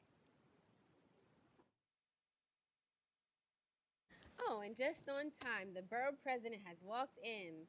Everybody is aware that you are gracing us with your presence. We're super excited to have you testify. Yes, you get all the special privileges. You walk in and you get to immediately speak. That's what happens when you're the borough president. Oh, I know, it's fancy. Yeah. Yeah, so you can begin whenever you want. Good afternoon, Chair Williams. Thank you for the opportunity to testify. My name is Brad Hoyle-Matsigo. I'm the Manhattan Borough President. And as Manhattan Borough President, I represent a borough that anchors New York City's cultural economy, from Broadway and Lincoln Center to the Jewish Museum, to El Barrio, to the Studio Museum, to the Museum of Chinese and the Americas. I could go on and on. But I don't have to tell you, as you've heard today, that this community is arguably under attack. Already, compared to peer nations, the United States invests significantly less public funding in the arts. In Germany, roughly 80% of arts funding comes from public sources. That's roughly $270 per capita. France spends over $4 billion annually on national cultural subsidies. That's about $69 per capita. But U.S. federal arts funding amounts to only around $4 per capita each year. To compound this, the Trump administration is desecrating our cultural institutions, one after another, cut after cut. Thousands of previously approved NEA grants were abruptly canceled or rescinded. Now, of course, Trump wants and has affixed his name to the Kennedy Center and is demanding that the Smithsonian restructure itself in his political image. At such a dangerous moment in our history, local government should step up. The creative sector, as the Center for an Urban Future study points out, employs 326,000 New Yorkers, a larger workforce than the finance and insurance sectors combined. It's one of our city's core economic engines and a defining competitive advantage for our city. In fact, the density of artists itself feeds directly back into our economic vitality. It enables a gallery and a museum ecosystem to flourish in a way that only a few peer cities can match. Research published just last year shows that authors strongly increased their publication output after moving to New York City because of the presence of publishing houses and other authors. The creative sector is the reason talent moves here. It's the reason tech giants expand here. It's the reason tourists fill our hotels. It's the reason why CEOs want to make New York City their headquarters. And yet, as we have heard, artists are being priced out of our city. As you are well aware, the Cuff report showed that New York's share of the national creative workforce has fallen from 9.3% to 8.6% since 2019. Adjusted for cost of living, creative workers here earn 23% less than the national average. This is an unsustainable trend. Reversing it will require the city's focused attention and investment. Addressing affordability begins with expanding housing supply, and I want to commend you and your colleagues for advancing legislation to do exactly that. The city must also move proactively to convert underutilized public assets into affordable artist workspace and modernize benefit structures to meet the needs of a growing freelance workforce. The return on this investment is measurable. Research from Penn shows that in lower income neighborhoods, cultural assets correlate with a 14% reduction in child abuse and neglect, an 18% increase in student achievement, and an 18% reduction in serious crime. Cultural infrastructure is civic infrastructure, and we must treat it that way. Beyond the data, there is a stark human reality. In difficult moments, we gather in our theaters, our galleries, our museums, our cultural spaces. They become the safe harbors where movements are born, where communities are built, and where our collective resilience is forged. We need them now more than ever. That's why today I'm happy to let you know, Chair, that I am dedicating the entirety of my FY27 capital funding allotment to affordable and accessible arts and cultural projects.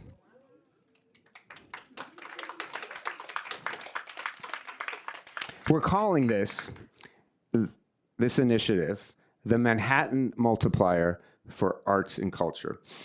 And the idea is that the Manhattan Multiplier will leverage the borough president's capital funds with private and philanthropic matches, prioritizing projects that expand access, preserve affordability, and strengthen long-term cultural infrastructure. The operative question will be, how can we turn my capital budget, say it's $50 million of taxpayer dollars, into $75 million total from private philanthropy, corporations, and individuals? Applications will be open on my website at bpbhs.com/budget through February 19th. And I encourage everyone in our borough to apply. If New York intends to remain the cultural capital of the world, we must support that culture with commensurate resources and policy. Thank you for your time and your stewardship of New York's artistic and cultural legacy. Thank you. Well, thank you. You dropped like a positive bomb. I tried. That was the plan. Get your great plan. You need to get your other BP friends to do the same because I'd love all to. the other boroughs are going to be very jealous. Yeah. Thank you so much Thank for you. testifying and for, I guess, are we the first to know? You are. Oh, well, that's Breaking really news. We're happy to be the first to know about the Manhattan multiplier. Multiplier, yes, indeed. Yeah, and I look forward to working with you. Thank you. Thank you, Chair. Okay, the next panel is Michael Rosenberg, Dina Rosenthal, Sammy, Natalie, Patrick Willingham,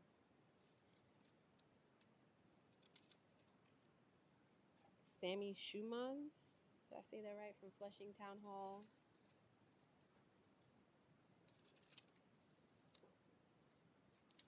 Staten Island Children's Museum. Okay, we can start this way this time. Hi. Fabulous. Good afternoon. How are you, Deputy Speaker Dr. Williams, committee members, staff? I'm Patrick Willingham. I'm the Executive Director of the Public Theater, and I thank you for the opportunity to speak today. And specifically, I want to thank you for your attendance at our People's Filibuster last month. It was great to have you there. I'm also just it was freezing cold. Still is. We're breaking that trend. I also just want to note, I am so over the moon about Bad Bunny's performance at the Super Bowl yesterday. I think if there's any argument for the importance of arts and culture to change hearts and minds, that is exactly it. The public was founded on the radical belief that culture belongs to everyone, regardless of economic background or life circumstances, a value that's reflected across programs like Free Shakespeare in the Park, the Mobile Unit, and Public Works. This past summer, Free Shakespeare in the Park served more than 62,300 New Yorkers at the Delacorte Theater, bringing together audiences across neighborhoods, generations, and backgrounds. Last year, the Mobile Unit reached over 16,000 New Yorkers with a free bilingual production of Much Ado About Nothing in parks and correctional facilities across all 5 boroughs. Public Works partners with 8 community organizations citywide to offer 9 months of free weekly classes, serving over 300 community members, including approximately 60 high school-aged students, all culminating in an annual community performance at the Delacorte Theater attended by thousands of fellow New Yorkers. But free performances and programs are only possible if the artists and cultural workers creating them can continue living and working in New York City. Our city is becoming more expensive by the minute, and many artists struggle to access health insurance, stable housing, and consistent income. Over the past 5 years, the public has piloted direct payment and income support programs for artists and partnerships with programs including Creatives Rebuild New York, recognizing that financial stability is essential to creative work. In addition, we are proud to partner with Brooklyn College, Hunter College, and more in the CUNY system to provide 8-month-long paid fellowships to develop the talent pipeline for cultural workers. The public strongly supports many of the recommendations from the Center for an Urban Future report, particularly the creation of a dedicated recurring revenue stream for artists. We invest more than $10 million annually to produce our free programming, and the rising costs and other expenses puts all of that at risk. So we really stand beside you as we implement and pilot solutions with the city. Thank you. And just really quickly, I know I saw the theater and that needed work. It sounds like, the Manhattan Borough president. You go to his office. I got Brad on speed dial. I know. Thank you. We're testifying together, so I'm going to start and pass it over. Good afternoon, Chair Williams. Thank you so much for the opportunity to testify on this important topic. My name is Sammy Aboushamaez, Deputy Director at Flushing Town Hall, one of the smaller SIGs based in Queens. I also sit on the steering committees of the Latinx Arts Consortium of New York, LXNY, and the Cultural Equity Coalition of New York. I'm joined by my colleague Natalie Badon, the manager of our Queens Cultural Mapping Initiative. Affordability in the arts and cultural sector is a multifaceted problem. Most obviously, we have a broad affordability problem for everyone in New York City that affects artists as much as everyone else. In terms of housing, I don't like to separate artists from the general population because in my mind, everyone is an artist or potential artist, but it is affordability, not talent, that holds many people back. Housing solutions specific to artists will inevitably privilege those artists who already have some recognition, will force severe competition for a small number of slots, and will play into the art washing dynamic where developers are allowed to create more unaffordable housing for regular New Yorkers by creating special units for artists or community space for arts organizations. So I don't favor it. The arts community needs us to solve the affordability problem for everyone. However, there are other facets to the affordability problem, and I'd like to highlight some of these by referring to a report that Flushing Town Hall has just published. In 2024, the New York State Council on the Arts, NYCC, commissioned us to undertake a cultural mapping of Queens, which had several goals. For us to learn more about the artists and small arts organizations based in the borough, which would help support our re-granting programs. For us to learn about the challenges artists and arts organizations face. For us to crowdsource solutions to these problems from the arts community itself. Over the course of 2024 to 2025, our 2 community coordinators held 157 one-on-one interviews, 5 town halls, and 7 artist meetups, and conducted a detailed survey that received 95 responses. On the basis of this data, we put together a 65-page report just released. This is the executive summary I'm holding up here. We created a digital map of Queens arts assets that currently has 118 organizations on it, and have more to come from the second year of funding. I'm going to turn it over to Natalie, who was one of the community coordinators, promoted to manager of the initiative now that we've received funding for a second year from Nycc. Hello, thank you so much for the opportunity to speak here today. One of the main findings in our report is that affordable space is a critical constraint at every level of the arts ecosystem. The ongoing challenge of limited access to physical space for work, creation, exhibitions, and performances remains a persistent issue. When asked about the greatest priorities for improvement in the cultural sector, 95% of survey respondents selected improved access to affordable spaces. Our recommendations are to advance the repurposing of vacant and underutilized buildings, support the creation of affordable studio spaces for our artists, provide increased support for existing organizations that already provide studios, residencies, exhibitions, and performances. Other affordability challenges are less obvious but just as impactful, particularly around transportation and organizational capacity. Queens' 109 square mile geography presents fundamental challenges to the cultural connectivity of this borough. As New York's largest borough, Queens suffers from large gaps in public transportation, with many neighborhoods classified as transit deserts or two-fare zones, which require multiple transfers and lengthy commutes. Regions without available transportation also have fewer cultural resources, creating inequities in arts access across the borough. Our recommendations are to pilot shuttle services and ride-sharing programs for cultural events, develop hyper-local cultural hubs in underserved neighborhoods, foster cross-neighborhood collaborations. Finally, the lack of adequate funding for cultural organizations in Queens and the huge problems with funding structures, outdated reimbursement models, and project-based models for funding, lack of consistent support year to year, create numerous downstream problems, including a lack of stability in organizations, a lack of adequate staffing, and an over-reliance on unpaid and underpaid labor, and unsustainable burdens on organizational staff. Hence, only those who are already possess sufficient Hence, only those who already possess sufficient resources, time, money, and energy can afford to create or work at these organizations, resulting in fewer opportunities for artists as well as audiences and community members. Our recommendations are to provide more cultural funding resources to areas of Queens that suffer from these gaps, such as Southeast Queens and the Rockaways, prioritize multi-year general operating support over project-based grants, shift to upfront payments rather than reimbursement models, invest in leadership development and mentorship programs, and support peer learning and training for volunteer coordination. Just to cap it off, the more detailed information are contained in the 2025 Queens Cultural Mapping Report, Diversity, Resilience, and the Power of Community, just published this week. I've attached the executive summaries. We're going to be sending out full copies to your offices. We have a digital version, and we're going to be hosting a panel conversation on March 25th, and we hope you'll be able to attend. Thanks very much. Yes, I am excited about this, and you referenced my hood, so yes, I would love to see more opportunities there. And I will say geographic isolation is probably the #1 problem.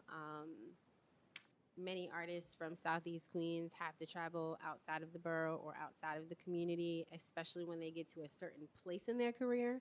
So I'm just, as a person who grew up in dance school, at a local dance school, you know, when you want to go to get more technique, you know, you have to travel into the city to Alvin Ailey, you know, or whatever, name, you know, Broadway Dance Center, name whatever, you know, professional dance school. So yes, I would love to get the report, and I'm really excited that you all have done this research. Because I am biased, because I am a Queens girl.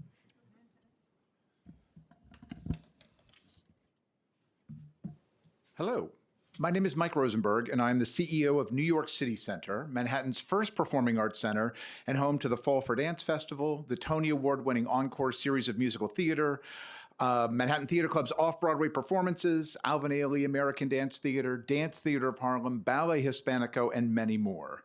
We are proud to be part of the Cultural Institutions Group and to provide education programs in all 5 boroughs. City Center was created in 1943 by Mayor Fiorello LaGuardia, who believed that all New Yorkers should have access to the arts at affordable prices. And for more than 80 years, we bring the world's best to our stage and turn affordability into action in partnership with the DCLA and the New York City government. This commitment to affordability is demonstrable. Last year, the average household income of our audience was $163,000 a year. Compare that to the average Broadway audience, which was $276,000 a year. This difference is not accidental. It is absolutely what happens when pricing and access are designed for the city and not just for the market. LaGuardia's focus and plan is an example the City Council should continue to follow today. We support 316 union jobs across our buildings, and with our full-time administrative staff of 65, our entry-level starting salary is determined annually by the MIT Living Wage Calculator for New York State. We create pathways to these backstage, administrative, and front-of-house jobs through paid apprenticeships, paid fellowships, and paid job exposure for young people and their families. For the City of New York to make a strong shift towards centering affordability, the arts will continue to play a key role, from the artists we support, to the audiences we serve, to the workforce we employ. All of us at New York City Center look forward to continuing this important work in partnership with you. We thank you for your leadership, your action, and your belief in these ideals.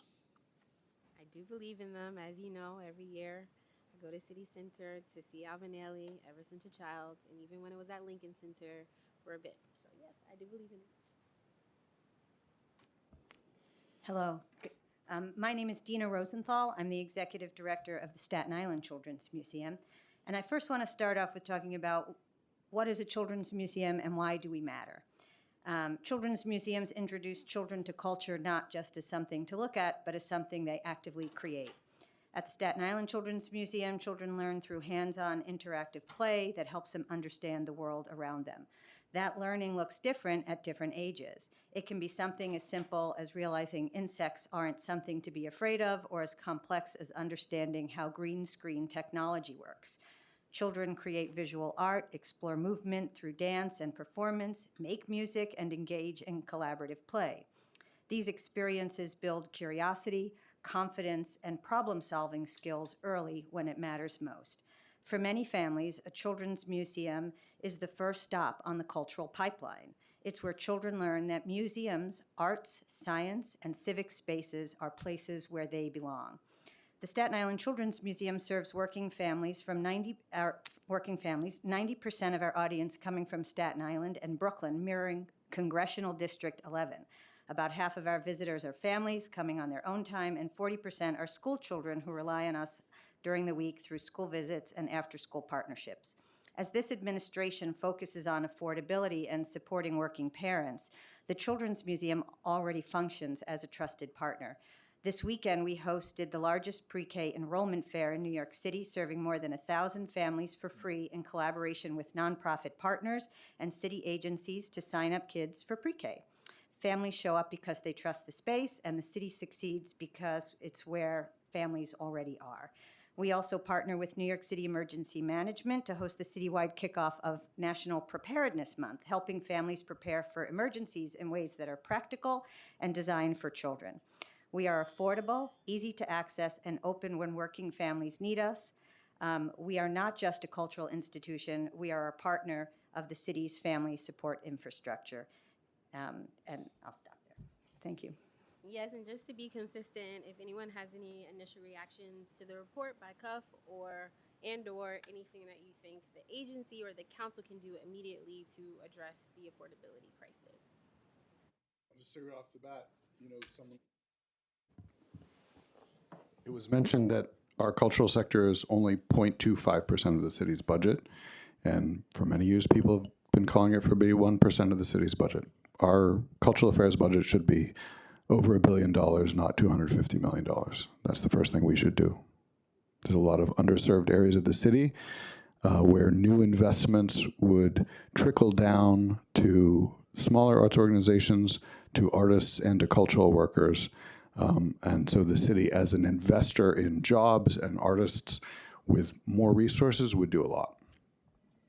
There was an initiative for parks, and parks don't necessarily generate, I'm sure I don't have the data, generate as much revenue as the cultural sector. So that's a little incentive. Someone should start that initiative, 1% for arts. I would love to pick up on the idea that resonated for you, which is some sort of a citywide festival. I've been noodling on this a lot. You know, I'm in show business, so I know what draws interest, what draws energy, what draws vitality is putting on an incredible show and thinking about something that could galvanize the entire sector in this city that culminates in our own Bad Bunny Super Bowl performance. I think there's a real possibility there, but it's going to require some gravitational funding and some gravitational organization. So I'd be happy to talk to you further about that because I've been advancing a game plan. Yeah, we City Center certainly will jump in on that citywide festival. Also, encourage the city to do more support for workforce development. As we think about primarily union jobs that exist in the Arts and Culture Center, these are great opportunities where you don't need a fancy degree from a fancy college someplace else. You can really go to work with job guarantees, healthcare, and a pension, unlike so many other sectors in the city. I would also add to the Borough-wide festival, this is something that we've been exploring at Flushing Town Hall also, and we were thinking about something that was specific to Queens. There are so many great initiatives, like you said, and I've also, working in museums, have seen large museum conferences, and we don't have anything like that for us. Specifically in Queens, I think what we really need most is not only an opportunity to showcase, but an opportunity to learn from each other, from all the people in this room, all of our artists, our community organizers, and all the people in between who are already doing the work. So we are also trying to pilot some sort of Queens Arts and Cultural Festival that could potentially also include key institutions across Queens, because Queens is also very big. So there's many different interests across just different neighborhoods in Queens. And I think that there's real potential to develop something really impactful there. I think one of the ways is the way the city is already using some of the cultural organizations' properties to help with voting during the COVID crisis, distribution of masks. For the Children's Museum sector, right, there is an issue about childcare and expansion of the 2K, 3K, pre-K, and our spaces might be places to look at collaborations to help with affordability and bringing down the cost of childcare for working families. Thank you so much, and I hope you enjoy the rest of your day, and I look forward to working with you all. Thanks for being here. Okay, third panel, Connie, Kimberly, Alston, Randy, Barry, Russell, Granite, oh, reading is fundamental, okay, and Hasiem, yes, please correct me. Everybody always mispronounces my name, so I want to make sure I pronounce other people's names correctly.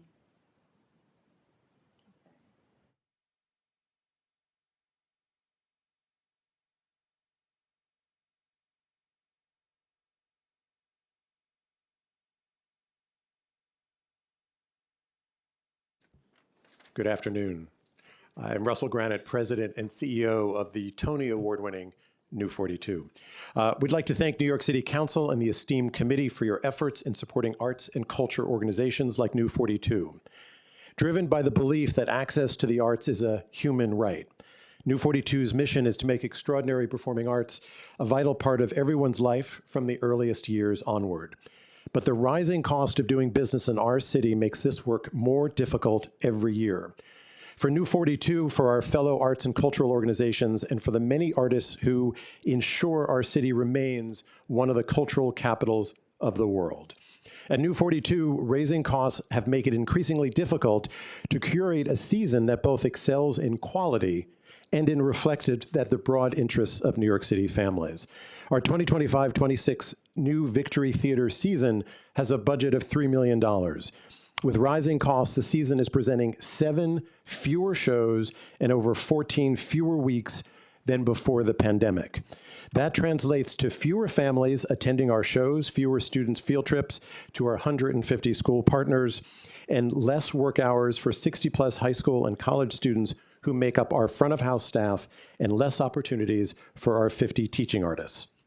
Despite this sector's impact, New 42 remains committed to providing a service to so many New Yorkers who at times experience hardship. We continue to offer free tickets and transit cards to families residing in Nycc housing and $2 tickets, which we started 30 years ago, to all New York City students. That is supported by subsidies from private funders. Additionally, free family arts activities, low-cost concessions, and dedicated performances offering accessibility supports and ensure that all New Yorkers are welcome to the New Victory Theater. Thank you.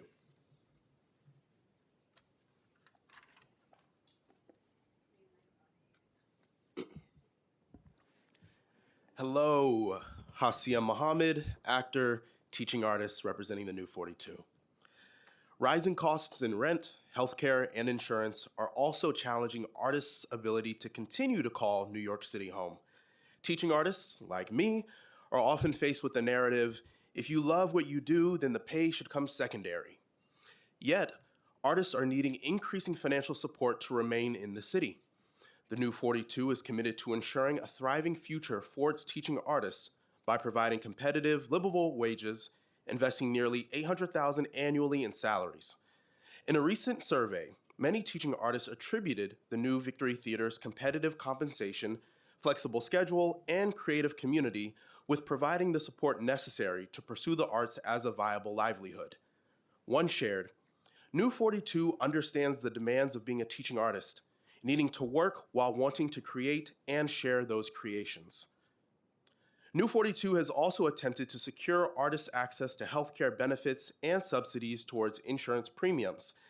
However, many artists do not meet necessary federal and state-mandated wage and hour caps. City support for insurance programs would provide another crucial support to ensure that the artists who make this city great are able to continue to live in it. We urge the City Council to continue its support of the arts and culture sector and work alongside arts organizations like New 42 to address affordability when it comes to our programming and the artists that bring the joy of the arts to thousands of audiences and community members every year. Thank you. Good afternoon, Chair Williams. My name is Connie Butler, and I'm the director of MoMA PS1. For nearly 50 years, MoMA PS1 has been proud to serve Long Island City through our art exhibitions, community partnerships, and free public programs, welcoming over 150,000 visitors annually and contributing millions to Long Island City. At the core of our mission is affordability, ensuring that all New Yorkers can access and engage with contemporary art. On January 1st, we eliminated admission fees entirely, removing all financial barriers to entry and making PS1 the largest free museum in New York City. The response over the last month has already been extraordinary. The message is clear: when financial barriers are removed, New Yorkers show up. Free admission builds on our recent efforts to bolster accessibility and make all New Yorkers feel welcome. Our signage and interpretive texts are English, Spanish, and amplified Chinese. We offer free event tickets for local residents, and we've expanded community partnerships with Queens-based organizations. Looking ahead, we're planning a renovation to open up our campus in the heart of Long Island City as a new public open space for our growing community. We're equally committed to supporting artists who live and work here. Opening in April, our signature exhibition series, Greater New York, is the only ongoing survey of artists dedicated to artists across New York City. Over the past 25 years, more than 500 emerging and under-recognized artists have been championed on this international stage. Through ongoing initiatives like our homeroom program, we regularly partner with local Queens-based organizations and highlight artists connected to our community partners. As a Cultural Institutions Group member, MoMA PS1 is committed to being affordable, accessible, and fostering New York City's creative ecosystem. We ask that the City Council consider supporting city investments in cultural institutions such as ours to advance our shared goals of access, equity, and affordability. Thank you. Thank you, and thank you for letting the Black, Latino, and Asian Caucus e-board use your space. A quick question, do you still have like those like parties in the summer? Remember? We have a lot of parties. Yeah. We do, and we're increasingly doing community-based We're doing a neighbor night coming up in a few weeks, for example. But yeah, you were thinking of Warm Up in the Summer, which is our music series. Okay. Yep. Great. Thank you so much, Deputy Speaker Williams, for having today's hearing. My name is Kimberly Olson, and I'm proud to be the Executive Director of the New York City Arts and Education Roundtable, also fellow Queens girl as well. We are a nonprofit service organization working to improve and advance arts ed across New York City. In New York City, arts education is taught in partnership in both school and community settings by in-school arts teachers, but also teaching artists, like we heard from Hasim before. This is a workforce of at least 10,000 strong working across all 5 boroughs. Teaching artists are practicing professional artists that integrate and teach their art form perspectives, histories, and skills into a wide range of learning settings. Think schools, veteran centers, senior centers, libraries, justice and incarceration centers. The list goes on. Last year, the Roundtable undertook doing a field-wide survey of hiring organizations and teaching artists, and produced a report called Paying for Professionalism, a report on teaching artist compensation and employment. The report findings underscored significant challenges related to stagnant wages, limited access to benefits, and delays in government contracting, which ultimately impact the sustainability of the profession. As it relates to essential benefits, as one teaching artist put it, I'd like to work just as a teaching artist. The one thing that is preventing me from going there entirely is the fact that I do not get health insurance. I need to leave my profession of 22 years in order to have children so I can get proper insurance. Our report found that while 88% of teaching artists reported having health insurance, only 6% received it through an employer. Barriers to providing these benefits included limited and inconsistent funding, the part-time or seasonal nature of teaching artist roles, and insurance carrier restrictions. These structural barriers make it challenging for employing organizations to offer these benefits, yet piloting a portable benefits program or a pooled insurance program for smaller organizations could alleviate some of these barriers. As it relates to government contracting, we can't talk about affordability without talking about the broken systems that are threatening affordability and the livelihood of our workforce. For employing organizations engaged in contracts with the cities, persistent delays in payments and the reimbursement model of contracting greatly impact an organization's cash flow. The MTAC process, or New York City's multi-task award contract, is a prime example. Organizations are waiting 15, 18, 28 months for contracts to be renewed, all the while losing revenue, disruptions to arts programming for students, and lost income for teaching artists. Furthermore, the financial negotiation stage of the process puts increasing pressure on arts organizations to lower their pricing. I'll leave it with, as one organization put it, after engaging in the MTAC process for nearly 9 months, we were asked to cut our budget so we'd be paying our teaching artists just above minimum wage. We love providing high-caliber teaching artists to our schools and ensuring a high level of service, and the pricing change in particular doesn't seem sustainable to us. Thank you. I have a quick question. So when, like, New York City Public Schools hires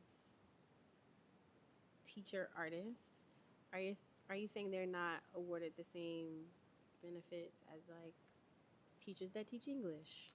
Yeah, so a in-school licensed or certified arts teacher, that is somebody that would be part of the union, that is hired as a regular sort of teacher, like an English teacher or social studies teacher. However, in New York City, it is not only a partnership of those teachers actually teaching the arts, but also external groups and artists, such as New York City, or such as like New 42, MoMA PS1, several of the others that shared, that come in and bring their teaching artists. And so those folks are not afforded those same benefits. They're paid by the external arts vendor, and there isn't necessarily that same thing offered to them. It all very much depends on the individual arts organization, but by and large, we've found that benefits are not able to be offered. Sure. Good afternoon, Chair Williams and members of the committee. My name is Randy Berry, and I'm the Executive Director of Indie Space, and I'm also a steering committee member of the Cultural Equity Coalition. Indie Space is a community organizer in Queens, a Queens girl, and service organization dedicated to supporting New York City's lower income artists, cultural workers, and smallest budget arts organizations, particularly through funding and access to affordable, stable rehearsal and performance space, which remains one of the greatest threats to the sustainability of our cultural sector. As a service organization, our work undergirds the cultural ecosystem and ensures that artists that may not have capacity to receive support from philanthropy or government are not lost in the shuffle and left without any safety net. Indie Space was created in response to a reality that many arts organizations know too well, that soaring rents, speculative development, short-term leases, and opaque real estate practices are what's pushing arts organizations out of neighborhoods and increasingly out of New York City altogether. There are many ways that the City Council, DCLA, and service organizations can partner together to address this pressing issue. Some ideas. We can re-examine the definition of use for community facility space to prioritize smaller budget arts organizations and community-based nonprofits over for-profit medical use. We can require cultural carve-outs in these new commercial to residential conversions that already need creative ideas for their unusable core. We can allocate housing for historically excluded artists that are often disqualified from Housing Connect lotteries because of their fluctuating income and numerous 1099s and W-2s. We can maybe reinstate the acquisition program at DCLA to leverage the New York Space Fund that Governor Hochul has just announced. We can work with community boards to be sure that community-based arts and culture nonprofits are not left behind with the new ULURP approval process that passed with the recent ballot initiative. I thank the City Council for holding today's oversight hearing and for investing in programs that preserve and expand affordable cultural infrastructure, particularly for small, independent, and community-rooted organizations. Thanks so much. And I was going to mention this, but I do want to acknowledge that we still have DCLA here. Good. And I'm sure they're listening, which is really exciting. So thank you for still being here. Same question. You kind of already answered the question, but any initial reactions or comments, thoughts on the report, and anything you think that DCLA or the council can do immediately to address the affordability crisis? And how long has Indie Space been around? We've been around since 2012. Okay. Because I'm like, when I was in high school, I was in this dance group, and we used to practice in my friend's basement. And I'm That's like, right. We could have used space. Yeah, and leases there are no leases generally for the basements, right? Yeah, and there's no leases. There's short-term leases that are affecting specifically low-income arts organizations because there's no long-term protections. Yeah, it's a really good initiative that I wish existed when I was in high school. I'm happy to start. I think increased funding to DCLA, you've heard that before, but that's something we would certainly advocate for. Secondly, you've heard it a couple of times on this panel, teaching artists as well as any sort of part-time or an artist that hasn't made a certain threshold with their union are not offered health insurance. And it is a huge issue and expense for itinerant artists in this city that needs to be addressed. If I could add on to that, as an artist who is back and forth with health insurance. So the way it works for stage actors with Actors Equity, you have to work a certain amount of weeks to earn your insurance. And then basically once you use up those weeks, you lose it again. For screen actors with SAG-AFTRA, it's a dollar amount threshold that you have to pass. So you could work 10 jobs, but if they don't add up to the thing, right? You could be on TV multiple times, but if all those paychecks don't add up to the thing, you don't get health insurance. As teaching artists, many of us, myself included, work for multiple organizations and we piece together a livelihood. But as Russell said, because at any one of those, we don't work a certain amount of hours, the health insurance carriers won't write a policy. And we spent years at the New 42. Actually, I was on a task force looking into this. We spent 2 years, and at the end of that came up against a dead end because the carrier, they were just like, we can't take the risk, even though there's thousands of us, but they were like, it's each individual organization that they'd write the policy for. So some kind of subsidy for health insurance would be absolutely massive. I think I would just underscore the importance of support for small and mid-sized organizations, especially with the decrease in federal funding and the chilling effect that we've seen in private philanthropy because of that just capital and general operating support for small and mid-sized organizations. I think just to underscore as well, I think the portable benefits recommendation in the CUF report is something that has real legs to be able to address the challenges that teaching artists are facing as they are working in multiple settings, but having the benefits live with them as opposed to with these individual organizations, I think has tremendous potential to totally revolutionize my field. Thank you. Yes, thanks for being here. And I'll call the next panel. I'm gonna mess. Oh, I'm like, why can't I see it? Lucy. It looks like Luau the way it was written. Lucy DJ McDonald's. We have a DJ in the house. That's kind of cool. Or maybe that's just the nickname. Okay. Francine and Lisa and Brittany Bellinger. And maybe I'll stop with my like random fun facts of my life. But honestly, I was telling my friends the other day that I didn't realize how much I buried my own artistic history being in this government field that sometimes isn't quite artistic. So I think I'm more excited about chairing this committee than I thought I was because it allows me to talk about my growing up in the art world. So bear with my random fun facts for the next couple of hearings until I've said them all, and then I'll have nothing to say. Lucy? I love your random fun facts. It's also because you grew up here in New York, so you know a lot about what it is to come through this system, so I appreciate it. My name is Lucy Sexton. I lead the citywide cultural advocacy coalition, New Yorkers for Culture and Arts. Thanks to all the members of the committee, and thank you, Deputy Speaker, Chair Williams, for citing the Create NYC plan, which underscores that affordability has been a system-wide issue impacting our sector and artists' lives for decades.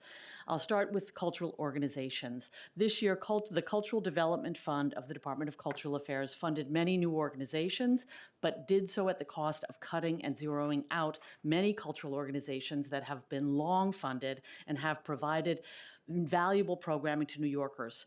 Arts House Schools, for instance, in Coney Island, led by Sophia Harrison, has provided affordable dance, music, and arts classes to low-income families and received funding for it from the city to do it for 17 years. This year, for the first time, they received zero. This is unacceptable. It also makes it clear that the current funding for the Department of Cultural Affairs is insufficient to meet the need. We need increased support to ensure that DCLA can accommodate the increased number of organizations applying. There are also policy initiatives which can transform the ability of artists and culture workers to live and work in our city. First, remove the ban on occupation-specific housing, which currently makes it impossible to build artist preference housing. Council members Powers and Botcher, as you said, introduced it last fall. We need council members like you, thank you, to introduce and advance and pass this bill. Second, we need to address health insurance and benefits. One of the policies suggested by the Mayor's Theater and Live Performance Industry Council, on which I served, was for the city to do a study on what it would take to create a city-backed health plan providing portable benefits for artists and affordable group rates for cultural organizations. The Mayor's Office for Media and Entertainment just completed a modest study looking at similar plans in other cities. The council should move forward in funding a real study and plan to build this. There are several large foundations that are ready to partner. Thank you for this hearing and for addressing the chronic affordability issues which have weakened our sector to a breaking point.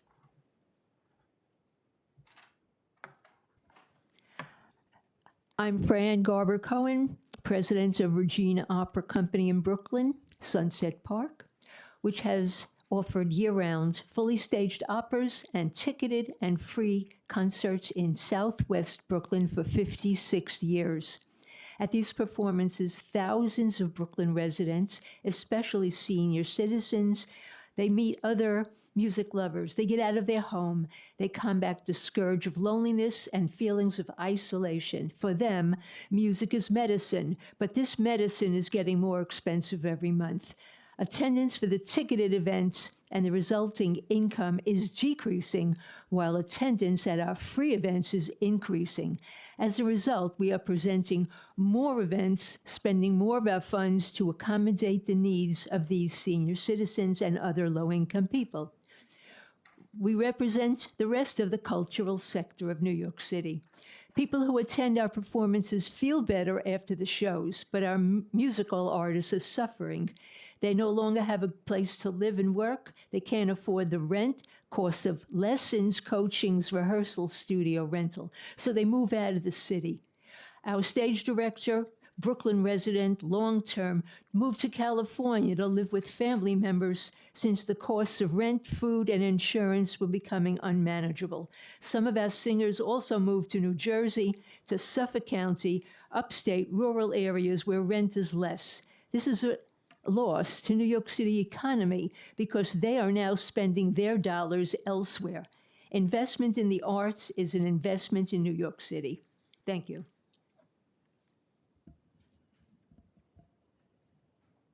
Reset. Okay. Hi. It's nice to meet you, Dr. Williams. I'm Lisa Gold. I'm the Executive Director of the Asian American Arts Alliance, and we are a 43-year-old nonprofit service organization that works to ensure greater representation, equity, and opportunities for Asian American artists and arts organizations. We're the only organization in the country that does that. And as we've heard from the Center for an Urban Future report, the issues facing the creative community are just crushing, with studio and rehearsal space, housing, healthcare, childcare out of reach.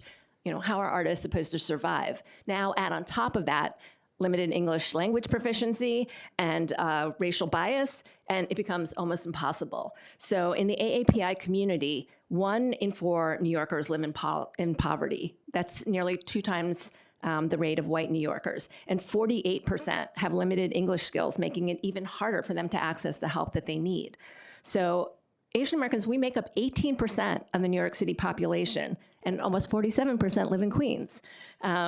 And yet, we have no AAPI-led CIG, no Queensborough Art Council, and our community is perpetually underfunded by the Department of Cultural Affairs. In FY25, AAPI organizations received only 5% of the CDF funding, which translates to less than 2% of the total budget, while we're 18% of the population. And then, of the grants that we did receive, they were on average 28% less than the mean grant amount. So we have to stabilize our institutions. My own organization, we have 7 people crammed into a tiny space that is like 1/10 of the size of this room, and we're on the edge of losing our healthcare, because if one employee leaves because we can't afford that, then our whole staff loses their health care. So it's really a crisis for our community. I love what Ann Del Castillo is doing, the Create in Place. We just need it on a mega scale. And I just want to echo my thanks to you for investing in this. And I just hope that we have your commitment to saving the soul of New York, which is our artists and our cultural organizations. You have my commitment. Good afternoon, Chair and members of the committee. Thank you for the opportunity to testify today. My name is Brittany Bellinger. I am the Director of Programs and Innovation at Museum Hugh, a New York City-based member-driven arts organization dedicated to advancing equity and inclusion in the cultural sector through research, advocacy, education, and community engagement. I am here today to address the growing unaffordability crisis facing arts and culture professionals in New York City, and to share how organizations like Museum Hugh are working to support this workforce even as systemic challenges continue to outpace philanthropic and nonprofit solutions. I join my colleagues working across creative disciplines throughout the city in thanking the committee for their leadership.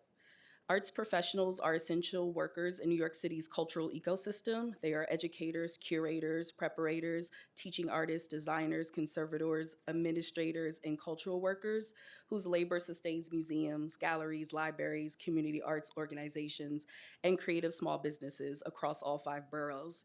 Yet increasingly, these same workers cannot afford to live anywhere near the institutions and communities they serve.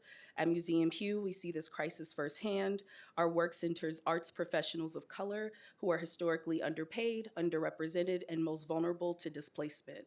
Through our Hugh Arts Leadership Fellowship, we provide paid, cohort-based professional development, mentorship, and institutional access to mid-career arts professionals. This fellowship is designed to support career sustainability, leadership advancement, and long-term retention in the cultural sector. However, even with the leadership training and professional support, many fellows continue to struggle with housing insecurity, rising rents, and the loss of affordable workspaces. Professional advancement alone cannot offset a cost of living crisis. Talented, experienced cultural workers are still being forced to leave New York City, not because of lack of skill or commitment, because they can't simply afford to stay. Thank you for your time. Good afternoon. TJ McDonald. For the purpose of this hearing, I'm representing the dance parade, which on May 16th will, for the 20th time, over 20 years, take over the streets of New York and introduce an aspect of New York that is here all the time, but is only seen on that day. I have very little to add to the amazing amount of information that you've been presented with today, but I want to thank you for holding this hearing and holding it now. You've gotten a lot of information, not only the Center for Urban Future report, we had the announcement of the Queens Mapping Project, and then the Manhattan Multiplier, in which the borough president said something that I consider magic words: leveraging, using the funds available to the Manhattan borough president to leverage both philanthropy and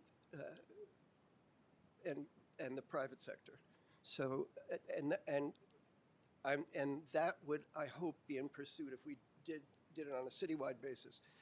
The council has a great history of this, but if we could use those same tools to reach the 1% goal of funding for the arts in the city, it's an investment in what brings people here, what keeps people here, what we're all involved in together, and the fact that I've heard so much positive today about combining forces, political, government, private industry, philanthropy, to reinforce and support that. I think we can get there. It's an investment in the future, and particularly in the future of the children that are growing up here now, who've come from all over the world. We've had a tremendous influx in the last year, and we're a refuge city, but those kids are going to grow up to create the culture of the future, and it's happening right now. So thank you very much for holding this hearing. Thank you, and I don't want to take all the credit because I'm really just new here. So I want to thank committee staff, Regina specifically, who thought this was a really good topic. And I know everybody knows Regina; she's the best, and I'm really excited to work with her on this committee. So yes, thank you all so much. Same question, just to be consistent. If you had, most of you kind of answered it already, but if you have any additional reactions to the report or anything you want to add that you think is an immediate thing that DCLA or the council should take up to address this crisis. I just want to add that, I referenced that Theater and Live Performance Industry Council. Many of us here in the room were on it. And it was really a great bringing together of commercial sector, nonprofit sector, workers, organizations. And we came up with a lot of great ideas. And just as we were presenting them to our deputy mayors, the last administration started to fall apart and those deputy mayors left. So I think it's worth looking back at that committee, putting it together, looking at the things that were proposed, because there were a lot of deep dives done by the full sector, and I would really be interested in that being lifted up. I know that then Deputy Mayor Torres Springer was particularly interested in this portable benefits study to see if the city could be involved in this. As I said, MOM has Mayor's Office of Media and Entertainment, just come out with the first study on it, so it really feels like that is something that could move forward and would really, really matter, as you've heard artists talk about at this panel, how hard it is to have health care, particularly at this time when we know that the federal safety net is falling apart. So that would be my promotion. Yes, we should talk offline because I didn't know about that. So if there's any reports or recommendations that you have, I would love to see them. Wonderful.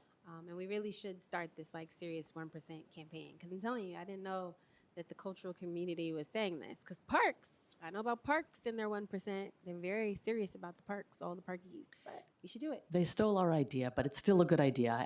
I'm for it for parks as well as us, but we started it 15 years ago, I know, 1% but it for kind culture. Of died, the last 4 years. I didn't hear that from this community. True. Absolutely. One thing, there is an initiative called the Communities of Color Nonprofit Stabilization Fund, which is an amazing, severely underfunded initiative. And what we're talking about is stabilizing these organizations like Coney Island, like Sophia's, like so many of the organizations part of Hugh that are part of my community. And I think a small increase in that amount of funding would go such a huge way to stabilize our sector.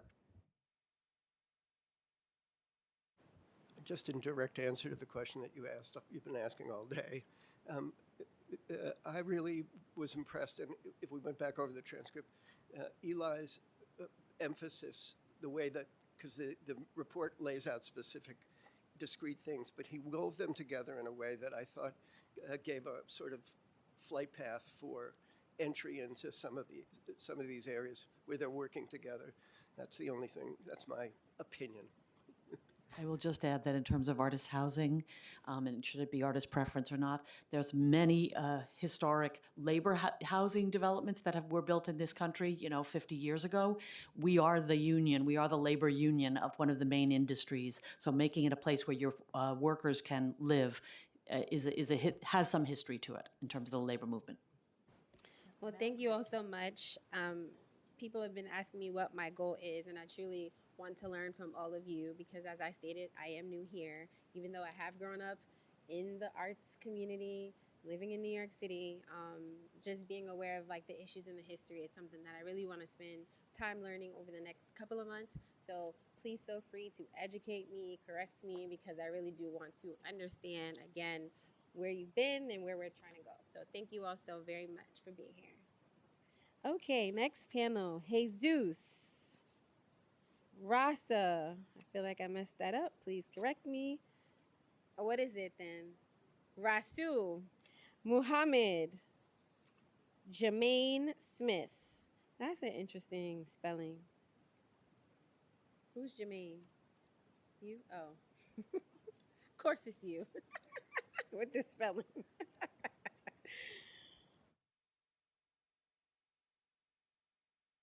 Rasul, you can start since I done messed up your name. It is all good. Most people do. As long as you didn't put a Z on my name, you're good.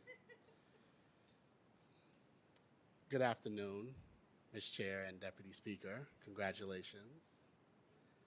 My name is Rasul Jelani. I'm the Executive Director of Brooklyn Arts Council. I'm here with we celebrate our 60th year this year. So we've been in our council working with the city for 60 years. I'm here with my colleagues, Jesus Lopez Jensen, the Executive Director of Bronx Council on the Arts, Mo Youssef, President and CEO of Lower Manhattan Cultural Council, and Jermaine Smith, Executive Director of Staten Island Arts. Ms. Chair, thank you for this opportunity to testify on behalf of the Arts Councils, but the greater cultural sector. Thank you for this opportunity. We come to you today as the New York City Borough Arts Council Collective, representing the Brooklyn, the Bronx, Manhattan, Staten Island. Each of us leads officially the Arts Council of our boroughs, designated and contracted by DCLA to serve artists, small cultural organizations, and the public. We acknowledge that our collective does not has a representation of Queens. We'll get back to that later. We're not just here to talk about affordability in abstract terms. We're here because affordability crisis is directly impacting the people who create and sustain New York City's cultural identity. And because New York City needs a strong, community-rooted institution to carry out affordability agenda that reaches everyone, not just artists. We believe that culture and the arts are not just side issues in the conversation. They are essential infrastructure for stability, cohesion, economic vitality, and belonging in our neighborhoods. But that infrastructure is vulnerable, and so are we. I pass it to Jesus.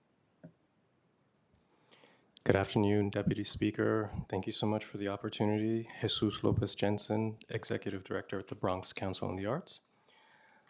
To pick off where my colleague Rasul left off, arts councils were established because the city cannot do this work alone, as we heard from DCLA earlier.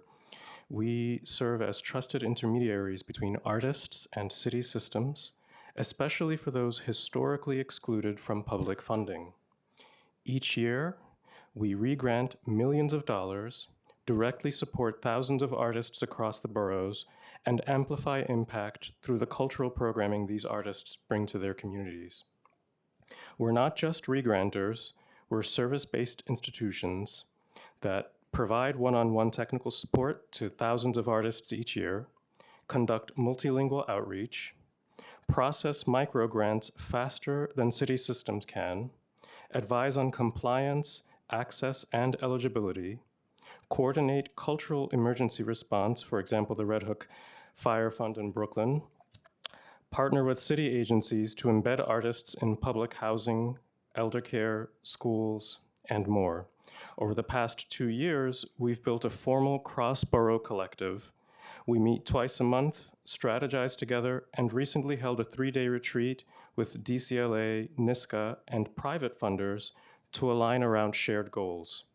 This is unprecedented coordination, and it's working. But to deliver what the city needs, we need a restructured relationship that reflects our role as essential partners, not temporary grantees. Thank you. Mo?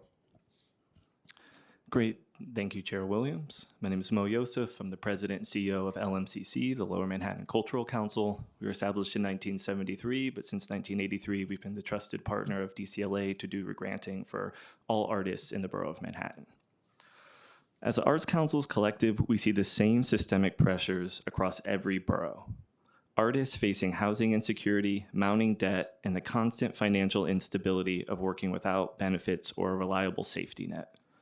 But when we look at our 2025 Manhattan data, we see these pressures have reached a critical breaking point that threatens the cultural fabric of the entire city. There's effectively a vanishing middle class for the arts. Our internal tracking shows a massive reliance of our funding in low-income zip codes. And for these artists, a council grant is not extra funding, it is foundational. Our records show that many individual applicants, while their total project expenses reach into the thousands, their confirmed outside income is often zero. We are effectively the only thing keeping these projects and these artists working in those neighborhoods. There's also a loss of creative space. We've seen a significant shift in where art is happening. Our data shows that artists are increasingly priced out of traditional theaters and galleries. They are now almost entirely dependent on public infrastructure like Nycc community centers, public parks, and libraries to host their work. Without these public safety net venues and grants to activate them, cultural life would be reserved for only those with extreme economic privilege. And there's a gig economy with no safety net. The vast majority of our applicants are individual artists and small collectives, not institutions. These creators are navigating a world of widely fluctuating project-based income without benefits. Our data shows that even with limited resources, these artists are providing a staggering public service, reaching expected audiences of thousands of New Yorkers while personally absorbing the rising costs of production and cost of living increases. However, it's not just the artists who are at risk. It's the Arts Councils ourselves.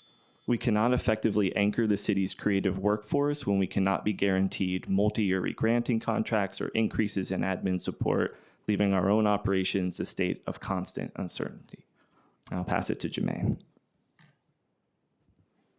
Continued thanks to you, Chair Williams and City Council. Jermaine Smith, Executive Director of Staten Island Arts. Shout outs to my mom for the spelling of my name.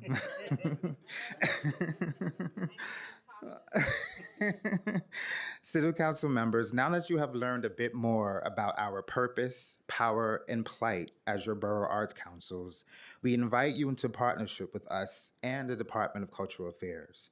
In one of my most favorite poems titled Come Celebrate With Me, Lucille Clifton writes, "Come celebrate with me that every day something has tried to kill me and has failed. To you all, we say, let's partner to increase our capacity to facilitate what I call and has failed moments for our city's artists and cultural institutions. Let's co-create a better delivery mechanism for the city's cultural and affordability goals. To do so, we recommend 5 actions. 1, recognize and invest in us, New York City's borough arts councils, as a vital citywide infrastructure similar to CIGs and the CDF with our own distinct category. We know that cultural equity across the 5 boroughs demands an ecosystem that meets people where they are, with our councils serving as trusted, hyper-local intermediaries.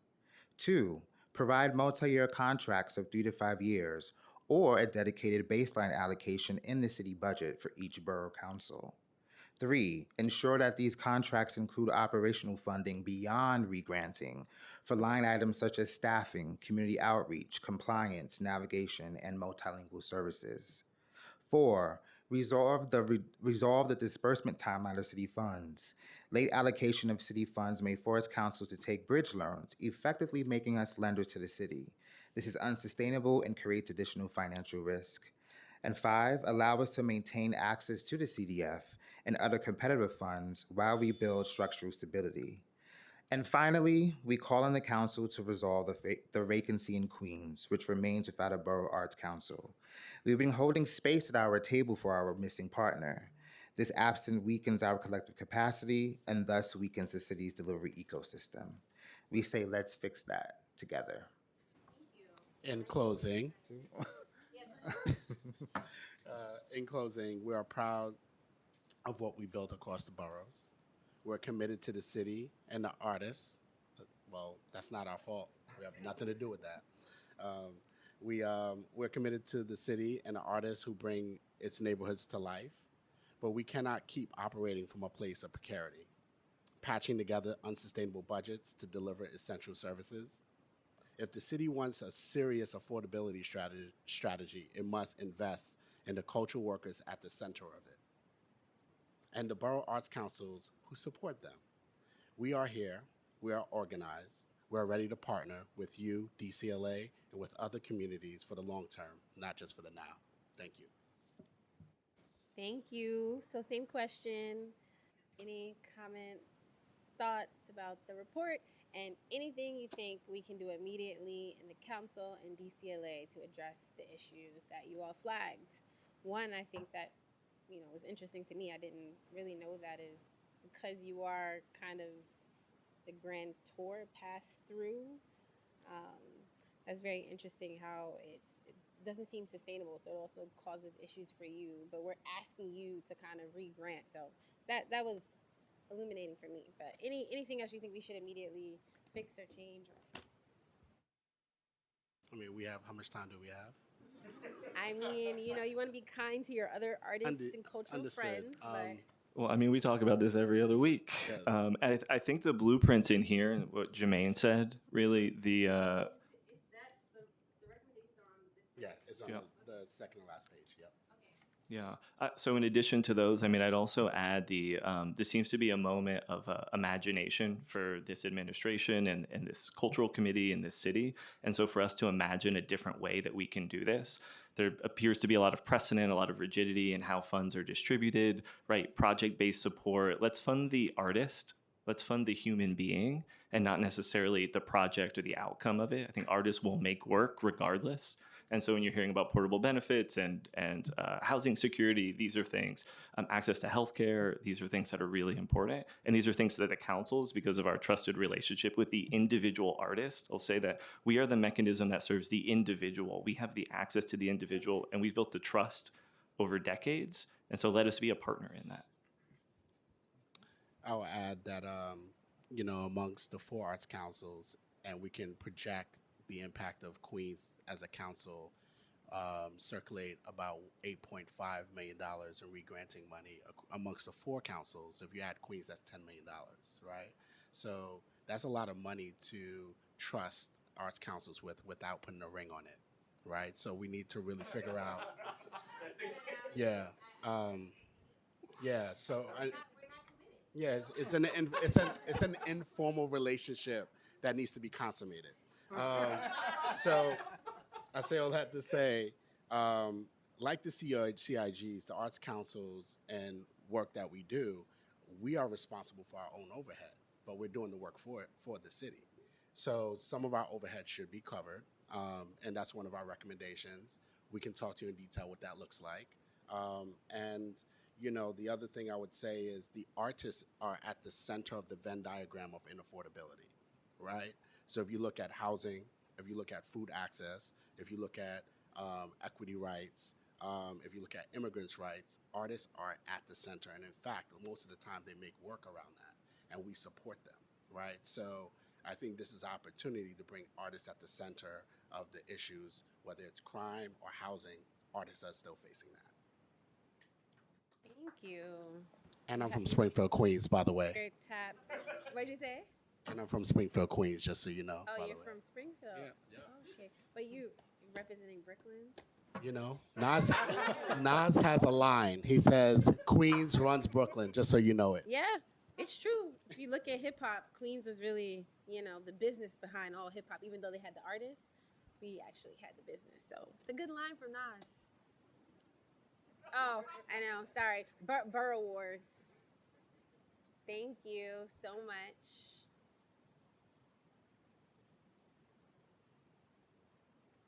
Okay, next panel. Angela Johnson, Noel, Rachel, William, and Leah. All unions. So exciting. When you guys speak, can you tell me like what your unions do too? Like right before you speak. Okay, great. That's in your testimony. I met the unions that do production that work on TV set. Is that? Oh, okay. I know you guys then. Okay. Thank you for your time today and for your already really on-point remarks. My name is Leah Oken. I am the lead business representative for the Theatrical Wardrobe Union, which is Local 764 of the International Alliance of Theatrical Stage Employees. I'm here on behalf of the 1,900 members of Local 764, our retirees, and the next generation of wardrobe workers, costume makers, and child actor guardians. The jobs Local 764 represents are backstage and behind the scenes. But today, I ask you to put these workers, these artists, front and forward in your mind. The entertainment industry has its ups and downs. You might be on a long-running show that eventually closes, or a project that never even starts shooting. You're probably thinking, doesn't that come with the territory? That's what you signed up for. And it's not untrue. Some folks are able to stick with New York through these good times and bad. Increasingly, we are finding that more people leave New York, depleting one of the largest economic drivers of our city. Not to mention, of course, its history, its legend, its fabulousness. We want our members to stay here, from their first day on set through a long and stable retirement of visiting their friends backstage at shows. Artist-preferred housing throughout the city, near public transportation, should be one of the ways New York City helps cultivate and care for its artists. We ask that you prioritize and pass the Artist Housing Bill, 1047. We believe that taking action now will help keep the artists here today and in the future. I leave you with one last thought. There's a great book called The Philharmonic Gets Dressed. And of course, I am totally partial as a wardrobe person and their business representative. My parents read it to me as a kid many, many years ago. And now I read it to my 2-year-old. It's all about how these musicians from all over the city get ready to go to work. It's great. I worry that if we don't take action now, the book won't even make sense because there won't be any artists left living here. Thank you for your time and serious consideration.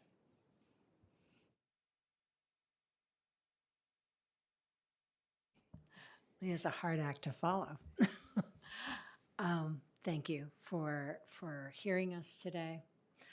My name is Angela Johnson.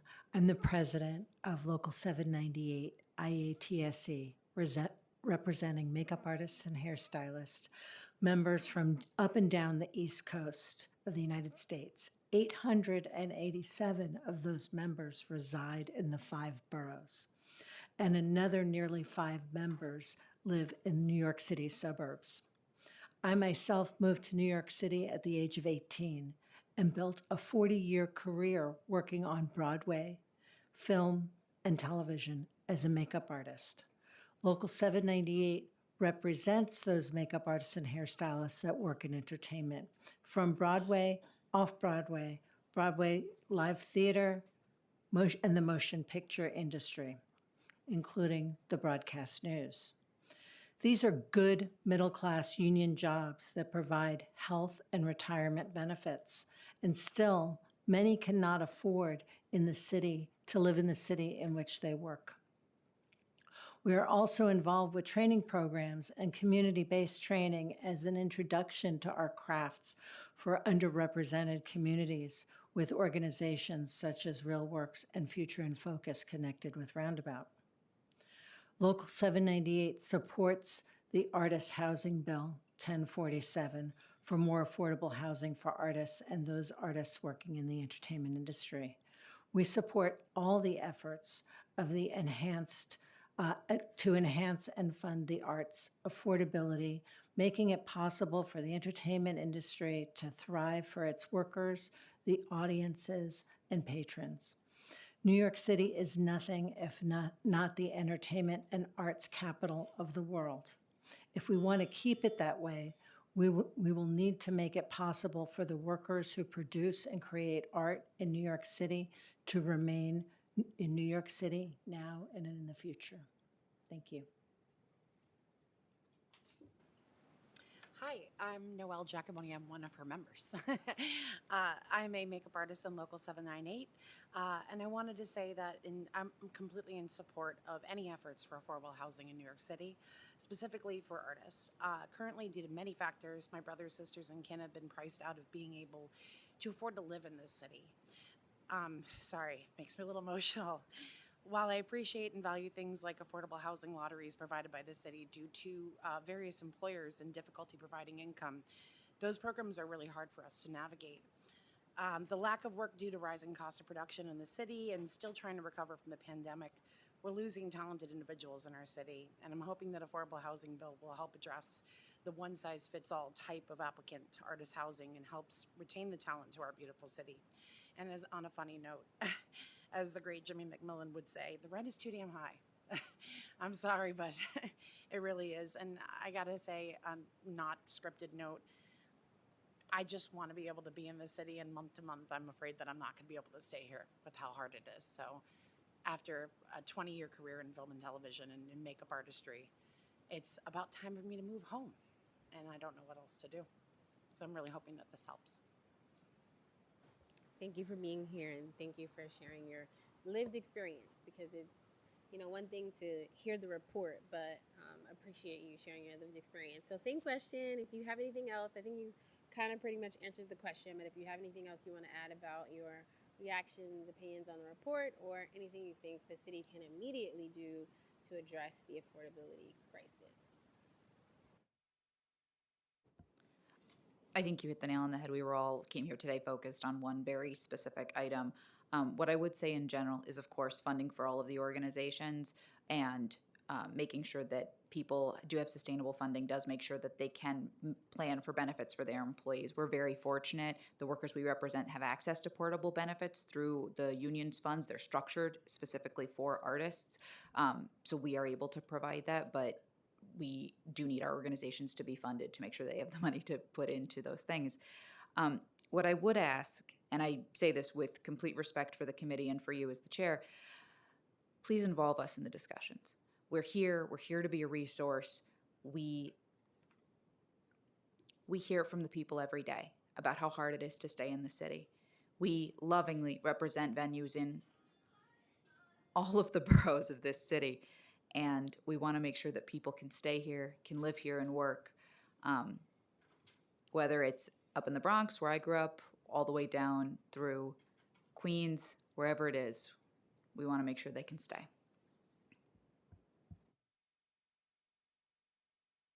Thank you so much. All right, next panel, Ariel, Daniel, Jillian, and Marin.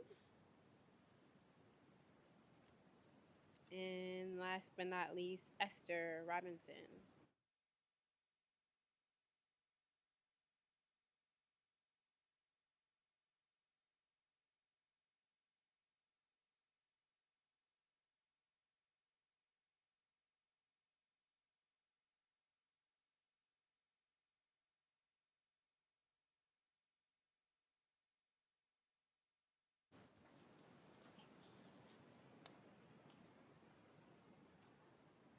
Do you want to start?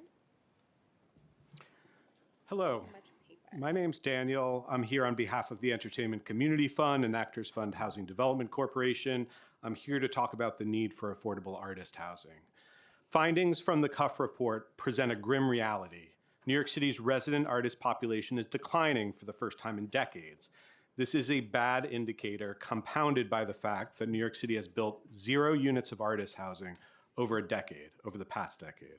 Over that same time period, we have seen thousands of units of artist housing built across the country, including hundreds upstate. For example, we recently completed 152 units of artist housing in Los Angeles. Cuff's report provides clear recommendations the city can act on now to help shore up our fragile arts ecosystem, including the creation of new affordable artist housing. One barrier is the perceived risk that artist housing could violate fair housing laws. Yet we know an artist preference is allowable at the federal level. And building upon that, the state has released an artist preference policy that addresses concerns and lays out an approach to promote diversity. It's now time for the city to follow suit. Cuff's analysis found that New York City's artists are more racially diverse and more likely to be low income than the city as a whole. And the report also makes clear that artists of color are at a growing risk of displacement. After adjusting for the cost of living, all artists here earn less than the national average, but the gap is widest for artists of color, who earn less than their white peers in nearly every creative field. We also support the artist housing bill that would allow the city to provide an artist preference without violating the New York City human rights law. People often ask why affordable housing for artists, and we often respond with stats on economic impact or how artists incubate innovation or attract talent across sectors. That is all true, but let's not forget that artists are also small businesses. They are immigrants, they are experiencing homelessness, they are living with disabilities, teaching our children, serving us food, and working across all industries. In closing, we urge the City Council to pass the Artist Housing Bill and to embrace policies that expand housing for artists and affordable workspace for artists. Thank you.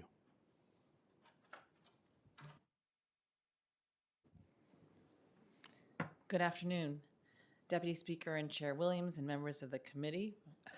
Thank you for allowing me to testify today.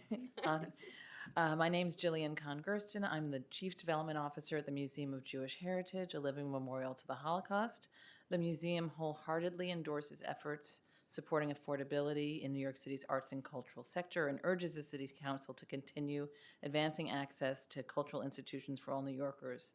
Since 1997, the Museum of Jewish Heritage, which is a member of the Cultural Institutions Group, has served as a vital educational and civic resource, welcoming visitors from across the 5 boroughs and beyond. Our mission is to educate diverse audiences about Jewish life before, during, and after the Holocaust, while confronting the enduring dangers of unchecked anti-Semitism and other forms of hatred. At a time when misinformation and intolerance are on the rise, our work is not only historically important, but deeply relevant to the current moment in our city. Affordability is central to our ability to fulfill our mission. Cultural institutions like ours must remain accessible to students, educators, families, and lifelong learners regardless of income. We proudly provide free admission to Holocaust survivors, New York City educators, New York City Department of Education K-12 students, members of the military, and first responders. In addition, we are open to the public free of charge every Thursday from 4 to 8 p.m., welcoming New Yorkers who may otherwise be unable to visit and ensuring that cost is never a barrier to learning. Moreover, we operate a robust free tours program which provides New York City public and charter school students with engaging, evidence-based Holocaust education for free and as needed with subsidized busing. Through this program, we welcomed over 18,000 public and charter school students through our doors the last school year and expect to exceed that number this year. The Museum of Jewish Heritage is an essential part of New York City's cultural and educational ecosystem. Continued city investment in affordability initiatives, which include supporting the arts and culture as resources for all New Yorkers, allows institutions like ours to remain open, welcoming, and impactful, particularly for communities that have historically faced barriers to cultural participation. Thank you. Good afternoon, Chair Williams. I want to commend your stamina. And thank you for remaining open-hearted and looking towards keen solutions. The future of our cities, my name is Esther Robinson. I'm the executive director of an organization called Art Built. The future of our city's creative capacity is at a critical juncture. Without long-term commitments to the spaces where work is made, we risk becoming a city that consumes culture rather than creates it, a city of spectacle, not production. The question is simple. Will New York remain a global leader of making or allow the erosion of production spaces that make that excellence possible? We need change now, and the good news is that we already have a model that works and one that can be strengthened and scaled right now. 10 years ago, through an innovative public-private partnership with the New York City Economic Development Corporation, the Department of Cultural Affairs, and multiple financing partners, my organization, Art Built, developed 50,000 square feet of long-term affordable production space at the Brooklyn Army Terminal. It could not have been done without city leadership, public assets, and private capital working together. It is the largest long-term affordable, nonprofit creative workspace built in New York City in the past 30 years. Today, 120 artists and arts-based businesses operate there. They hire, they fabricate, they export. It works. But what does not work is building a 30 to 50-year production model, which Art Built is, with a 10-year lease. Workspace needs are perennial, rents escalate, but banks will not finance major build-outs on a 10-year lease. They require longer terms to secure their investment. When leases are capped at 10 years, which is a common thing at the city level, we block access to the capital that allows us to build for the long term. Instead of durable infrastructure, we end up in repeated workarounds and endless lease negotiations. We can fix this. We can establish a 20-year lease framework, pair it with dedicated city capital for improvements, and unlock investment to finance affordability. And we know this is possible because we've done it. Attached to the document you have in front of you is a letter to the incoming president of the New York City Economic Development Corporation requesting a meeting to advance this 20-year lease framework. I respectfully invite you to sign onto this letter or come and speak to me, so that together we can innovate instead of despair and build the city that defines the world's creative future, and that we can build it to last. Thank you so much. Thank you, Chair, for the opportunity to testify today. My name is Ariel Savransky. I'm the Director of Government and Community Relations at the 92nd Street Y, which is a nonprofit cultural and community center in Manhattan. For more than 150 years, 92nd Street Y has served children, families, and individuals across New York. Each year, over 700,000 people from diverse backgrounds come to engage with the arts, literature, education, and wellness. At the core of our mission is a simple belief: access to the arts should never depend on a person's zip code or ability to pay. Through scholarships, subsidies, and deep partnerships with New York City public schools, we ensure affordability is never a barrier. We are grateful for our partnership with the council, which allows us to offer 8 free CASA programs across the city, as well as a Su Casa choral program for older adults on Roosevelt Island. For more than 35 years, our school engagement in the arts program has provided arts education to public school students with limited or no access. Today, we reach more than 9,000 students and teachers in over 80 public schools, more than doubling our reach in just 1 year. Nearly all of these schools are Title I, and more than 70% of participating students come from families living in poverty. Our comprehensive sequential K-12 arts education model goes beyond short-term enrichment, offering multi-week residencies, some up to 18 weeks, sustained classroom engagement, and direct access to professional artists and live performances. In FY27, we are focused on expanding equitable access through programs like our Discovery Series for elementary and middle school students and Broadway Spotlight, which is a new high school residency that introduces students to Broadway as both audiences and creators, an opportunity that would otherwise be financially out of reach. We also offer arts and cultural education programs for children, families, and individuals. We offer need-based financial assistance across all our programs, ensuring access to music, dance, visual arts, theater, and lifelong learning, as well as programs for older adults through our Hyman Brown 60+ program. With continued City Council support, we aim to double our impact by 2028. We look forward to continuing our partnership to ensure all New Yorkers can access high-quality arts and culture. Thank you. Good afternoon. Thank you. I'm Maren Berthelsen. I'm the Director of Development at Symphony Space. Thank you so much for holding this important hearing. I've been listening to all the numbers and thinking about it and realizing that I just want everybody to have what I got to have. I came to New York longer ago than anybody even likes to think about, and I had the supportive parents who encouraged my dreams of making a life in the arts, but were not in a position to underwrite them. Following a college internship with the artistic director at Symphony Space, it became my artistic and professional home. I've worked in programming, I'm producing, and administration. I went on to earn a master's degree at CUNY, and I've had a full career. And now, light years from my student internship, I'm the director of development. It wasn't without struggle, but all of that was possible when I came here decades ago. I had a roommate, but I didn't have four. I didn't have to live with my parents. I didn't have a 2-hour commute because the 5 boroughs were outside of my financial reach. And I was able to devote my professional life to an organization that I love, one that is synonymous with artistic excellence, with community, and with a warm welcome. And that's why I do what I do. I work in not-for-profit fundraising to fulfill that promise for the other people who are at all stages of their careers, for artists, arts administrators, production staff, house management, interns. At Symphony Space, we offer affordable ticket prices. We do have free programming, viable employment, arts education programs for children and adults, all to create an institution where people can enjoy our programming as audience members, but also to see a possible path for their own careers. I do it because my dream has evolved. I work to ensure that the opportunities that I had continue and that they're available to anyone with hopes to make a meaningful life in the arts. Thank you for your time. Same question. Anything you want to add on the report, or any immediate things you think the city can do? And I do feel like you all pretty much answered the question, but just want to give you. I definitely would put in another plug for timely payment from the city. You know, we go to the Capitol workshops and they say it's 24 to 36 months, and the amount of time it takes us to keep those grants moving forward is so expensive. It's, you know, they always say city money is the most expensive money that we get, but so yes, that process with MOCS and DCLA would be very helpful.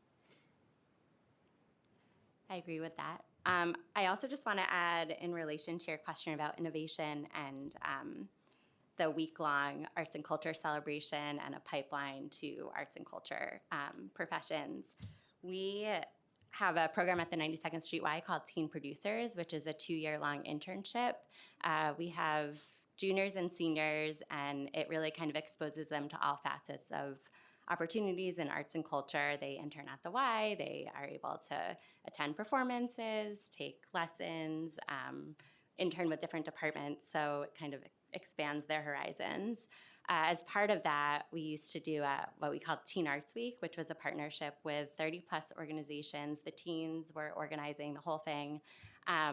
During 1 week of the year, teens could have access to programming at these 30 plus organizations for free. So it really allowed them to kind of explore different organizations around the city. They went to different boroughs that they maybe, you know, hadn't had opportunities to go to. So we are not continuing the program right now, but would love to talk about ways that we can work together to kind of revive some of our workforce development programs. So thank you. I just wanted to say one through line that we're seeing across all of the testimony is these really short time horizons, untimely payments, narrow time horizon, arts councils that can't function for more than a year, small time horizons.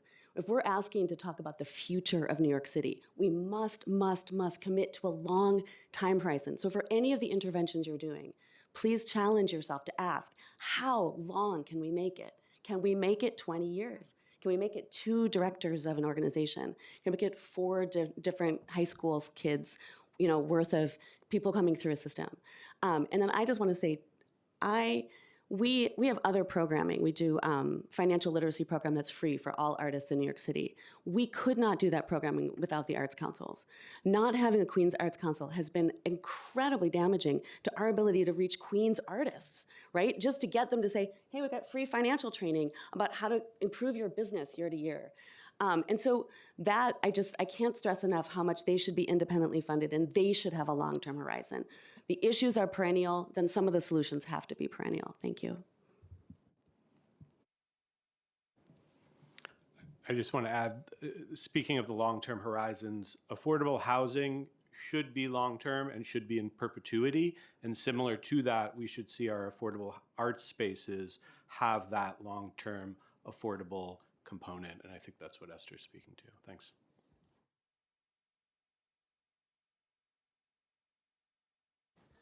I just have to take a quick break.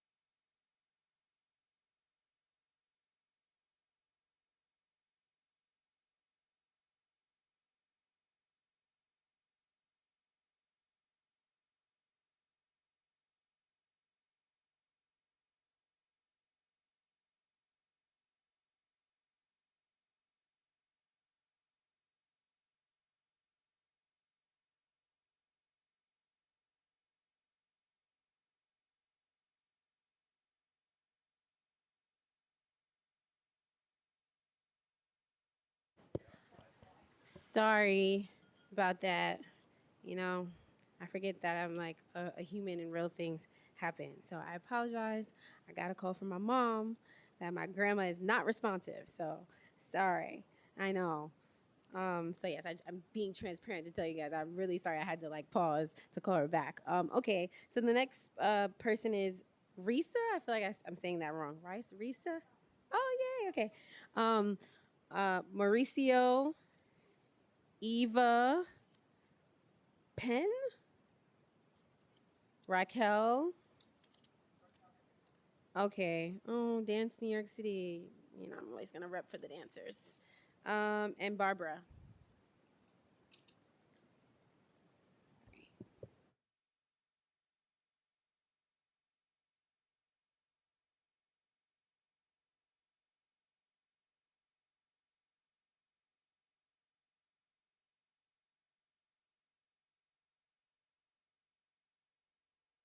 Oh, there we are. Thank you to everyone, especially you, Deputy Speaker and Committee Chair Dr. Williams. My name is Risa Shoup. I am a co-executive director of the Alliance of Resident Theaters New York. We're actually going to be meeting with you next week. We are a 53-year-old service organization that supports theater companies and theater makers throughout New York City and New York State with access to education and professional development, subsidized workspace across 3 facilities reflecting offices, rehearsal studios, meeting spaces, and 2 fully equipped professional theaters, and all kinds of financial resources that include both grants and a cash flow loan program that we run with Change Capital Partners. Our city is only getting more expensive. And unfortunately, for many of us, we're having a hard time keeping up between purchasing meals and groceries, paying our rent or mortgage, paying for childcare, paying for utilities, paying for transportation, and paying for healthcare, if we are even able to pay for these things at all. And it doesn't matter if you're an artist or a dentist, a poet or a plumber, you're probably sacrificing one of these to pay for the other. And that isn't safe or sustainable. So I really appreciate the subject of today's hearing, and I'm glad to be here. And I'm not just here on behalf of theater makers. I'm here as a New Yorker. Artists matter because we help create the new world, the more affordable and just world. And we need to make that world fast. So solving the crisis of affordability for New Yorkers isn't just something we need to do for artists, but there are specific needs, as my colleagues have spoken about so eloquently, that artists have and that I want to address here. First, we do need access to affordable space. We need more of it. We need that space to be stable, as Esther spoke about so well. And we need the groups who manage these spaces to have access to high quality technical assistance so that they understand the potential impact of taking on a lease or ownership obligation and how to operationalize management before it happens and before they take on that potentially pernicious expense. And I also uplift what all of my colleagues have said about increasing affordable housing overall and increasing access to affordable housing for artists. Slow procurement time is really harming all sectors, but particularly small arts nonprofits who rely on public funding contracts and don't have the cash to bridge to payment. I'm quoted in the Cuff report about this. I sit on the Change Capital Board, and as I mentioned, at Art New York, we run a cash flow loan program with Change that primarily supports arts groups who are waiting for their CDF funding and other public contracts. Please work with your colleagues in the administration to fix this. We need contracts to be awarded in a way that is coterminous with the start of the fiscal year and to be paid accordingly. We go into debt fronting cash for contracts that are unpaid for months or even years. And this process needs to be streamlined and hastened. And I know you know this, but I'm really grateful that I can say this publicly today. And finally, we do need increased funding and increased transparency about how public funding is decided and distributed. Public funding should not necessarily be the largest or the most robust grant that you're eligible for, but it should be the most reliable. We deserve that as taxpayers. Thank you very much. Thank you. And yes, you can never say it enough. So keep saying it. I will.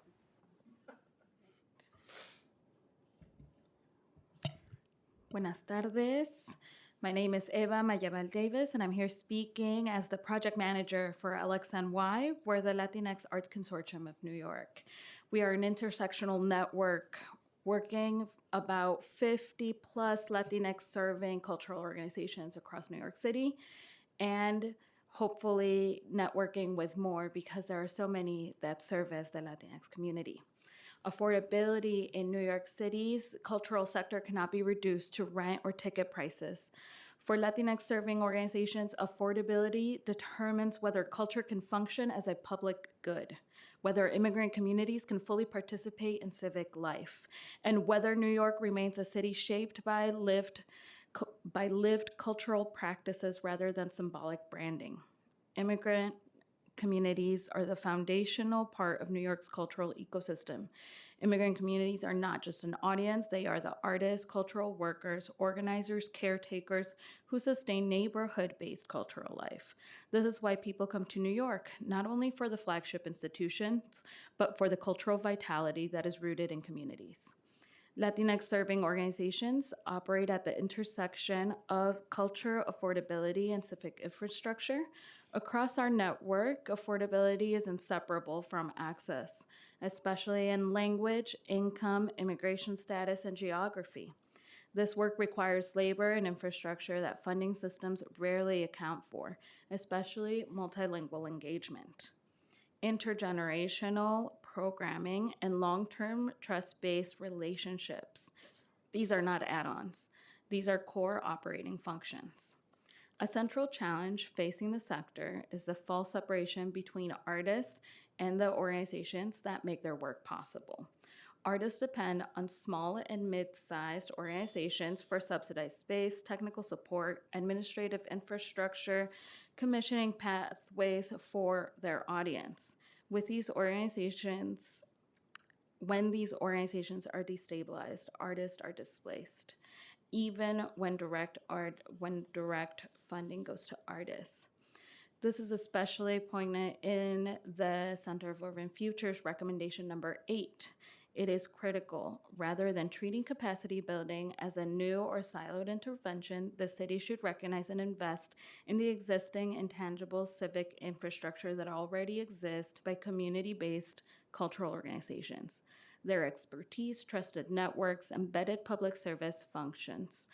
An affordability agenda for culture cannot live within a single agency because culture functions as a public utility that directly affects housing stability, educational outcomes, workforce development, public health, tourism, small businesses, and civic trust.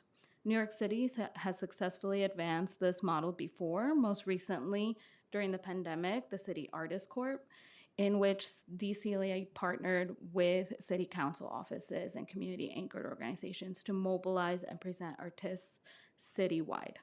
This approach also has deep precedence in the CETA Artist Project, which employed more than 500 underemployed artists in community-based work and remains the largest government-supported artist initiative since the WPA.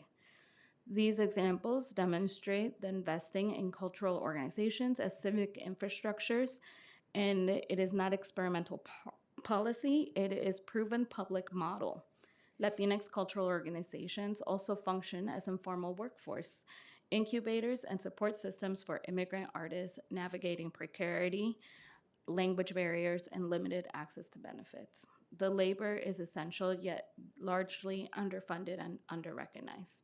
If New York City is serious about cultural affordability, it must adapt an ecosystem lens, supporting immigrant-rooted, culturally specific organizations, because this is not niche advocacy. It is an investment in civic infrastructure that allows culture, community, and democracy to function together. Thank you for your attention this afternoon.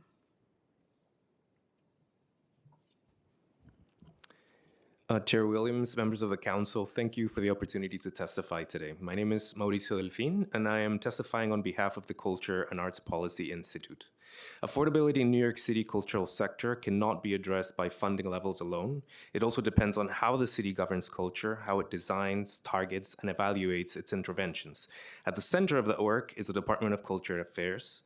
And if DCLA is expected to lead an affordability agenda as part of the city's cultural governance, it must be equipped to operate as an evidence-driven policy agency. Right now, DCLA is asked to make decisions about program design, equity, and impact without a permanent in-house research and data unit, the kind other city agencies take for granted. As a result, the city relies on anecdotes and fragmented information instead of being able to measure who is being served, who is underserved, and what outcomes its programs actually produce. This is not a technical issue, this is a public accountability issue. A serious research and data function would allow DCLA to identify disparities, adapt programs in real time, and strengthen the credibility of cultural policy in the budget process, where evidence increasingly determines what gets funded. This matters because affordability for artists and cultural workers intersects with housing, workforce development, public health, immigration services, small business support, and neighborhood investment. DCLA cannot collaborate effectively across agencies if it cannot share and analyze information across municipal systems. To make this real, we recommend that the city establish a permanent research, evaluation, and data division within DCLA focused on 4 things: interagency data sharing, continuous sector-wide monitoring, applied policy research tied to budgeting, and public-facing transparency through regularly updated data. They should function as cultural governance infrastructure, not a temporary project and not a consultant-driven effort. If DCLA collects information from the sector, it is also responsible for complying with the city's open data law and sharing appropriate data publicly. This is not just about transparency, it is about service delivery, accountability, and the council's ability to exercise oversight. In closing, we urge this committee to treat research, evaluation, and open data capacity at DCLA as part of the affordability agenda and the city's cultural governance itself. If the city is serious about affordability, it must be serious about policy that is measurable, equitable, and accountable. Thank you. Good afternoon. My name is Penn Genthner. I'm the Director of Development for the Classical Theater of Harlem. I'd like to open by saying thank you to Chair Williams and members of the Cultural Affairs Committee. I'd also like to thank Council members Abreu and Salam, whose generous support enables us to bring Broadway-scale plays to working-class families uptown for free. As our government considers the value of cultural allocations when negotiating its budget, we would like you to consider the many ways in which our work and that of our peers creates opportunity and community that pay public funding back many times over. A grant to an organization like ours does not just buy a free play for 30,000 New Yorkers. Through our work with nonprofits like Uptown Grand Central, we can leverage our gatherings for the economic development of our neighborhood by bringing in vendor tents we offer for free to local microbusinesses, selling Harlem-made food, fashion, and crafts. Hospitals and universities also take tents at our productions, connecting with the audiences we draw and offering valuable information on free and low-cost family health care. We share production infrastructure, like the lighting and sound systems we bring to the park, with our peer cultural groups, creating opportunities to perform for Jazzmobile, the Harlem Chamber Players, Harlem Opera Theater, and Young People's Chorus of New York City. In all, this work generates over $615,000 in economic activity for the neighborhood each summer, all the while keeping Marcus Garvey Park a safe, family-friendly, and prosperous environment throughout the month of July. CTH's year-round programming fills stages all over town. Our bilingual teaching artists provide invaluable communications and collaboration skills to the large immigrant population at Uptown and Bronx schools. All this is to say that every dollar spent on New York's deeply interconnected cultural economy resounds to the benefit of businesses, community organizations, and their constituencies across the city. It's no coincidence that every moment we can look to from history as exemplary of good government has been a time when leaders recognized and invested in the arts as a vehicle for community building, public safety, economic development, education, and more. Thank you so much. Sorry, do you do the plays in the park? Is that? Yes. Oh, I've come to 2 shows at that park. Okay. Good evening. My name is Barbara Meno. I'm just going to quote something about our passport by Anna Julie Cooper. She says, "The cause of freedom." I know in the beginning, in your introduction, you were saying there was some topic about hatred and freedom. So that's why I'm trying to use the quote from Anna Cooper. The cause of freedom is not the cause of a race or a set or a party or a class. It is the cause of humankind, the very birthright of humanity. Why I'm saying this? I think I've been here so many times and I spoke about our being homeless with my children. My 19-year-old who is detained at Rikers, as I'm talking now, has not been eating for 3 days. He has been deprived of food. He's 19, but he looks like 9 years old. Also, he sleeps in a cold room. The reason I'm saying that, This is, to me, it's a form of hate. Why? Because as a mother, reporting an agency using my children to commit crime, 2018, is the result of my son arrested and detained and treated as an animal and a slave at Rikers. So, and also, reporting the crime by Medicaid is the result of our Section 8 subsidy terminated, because we can agree and disagree. I voted for people that I thought they can protect me as well as my children. My children were minors when they became homeless, and they're still homeless and treated as slaves as such. It's not Jonathan Menu constitutional right. It's also societal moral right to treat Thank you. an accused. And the only reason, because you notice I didn't cut anybody off, but your topic I is just- not, what you're I know, talking but about is not on the because topic. of the hate, No, we gave hatred our topic, that's why I brought this in. So I'm letting you speak, but that's the only reason why I'm cutting you off, is simply because what you're talking about is not the topic of the hearing. But I let you speak for 2 minutes. So can you wrap it up in 10 seconds? Oh, sure. No, the reason I brought this up, because in the beginning, remember you were talking about these black people were Well, black no, men I were said it's Black History Month. Black and- History Month, yeah. exactly, of the hate. I know, I saw the connection, which is why I let you talk for 2 minutes. Right. But That's why I technically, also it does brought have to do with the topic. Right. Yeah. That's why I also brought about my black son, who is being also treated the I same see as the connection. Right. So I conclude by saying, by also using a lesson as, I don't know, that's the last page of the U.S. passport. Every generation has the obligation to free men's mind for look a new world, to look our from a higher plateau than the last generation. In other words, we can not go back to the past history of hatred and change. I think that will change the next generation to love each other. Thank you. Thank you. As I asked every panel, if you have any additional comments about the report or anything you think the council or DCLA can do immediately, anything that you didn't talk about in your statements, would love to hear from you. I really appreciate this as the consistent refrain. And I'm going to try to flip it on its head a little. I think that our colleagues and those of us on this panel have said all of the things. I've certainly reflected, I think, my organization's priorities and goals and my own, again, as a New Yorker. And I also think that what we've said and what's in the Cuff report are not things that have been unsaid before. And as much as I appreciate opportunities like this one to speak and what I believe to be your genuine investment in creating a more affordable New York for all New Yorkers, what do you think we can do that's more and different than what we're already doing? Because everyone in this room are the people that I'm always working with and grateful to do so, who come to hearings and testify and organize.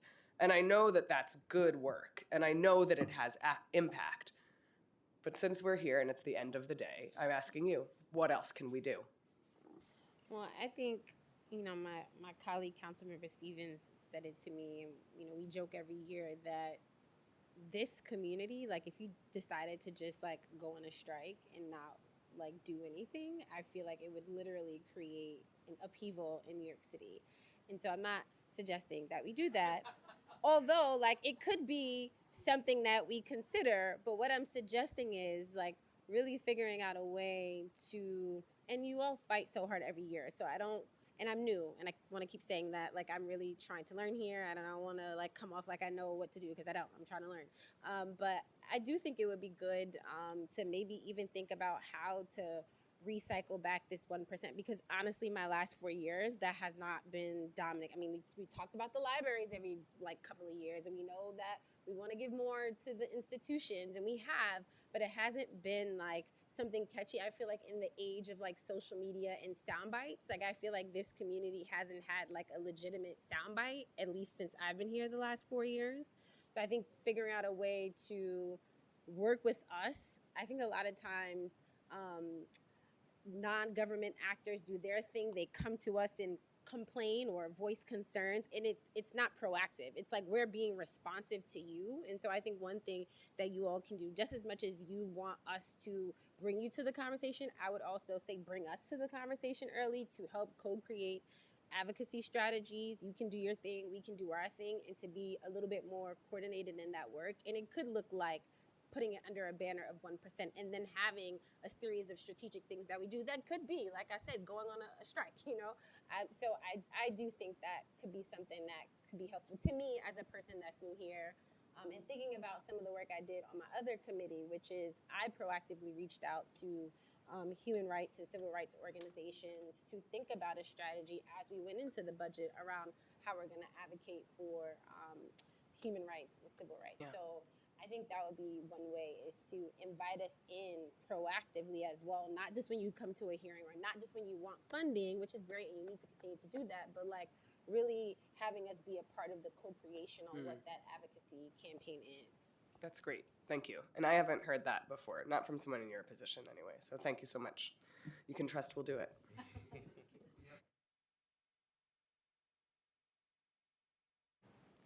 Thank you. Oh, yeah. I'd like to add that when CTH is in residence at Marcus Garvey Park, despite the fact that we're performing 6 nights a week, there are actually more performances in that park while we're there than at any other time of year, because we're able to share our production infrastructure.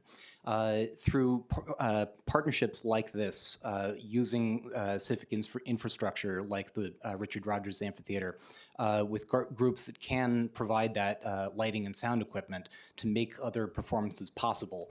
I would encourage that sort of those sorts of partnerships.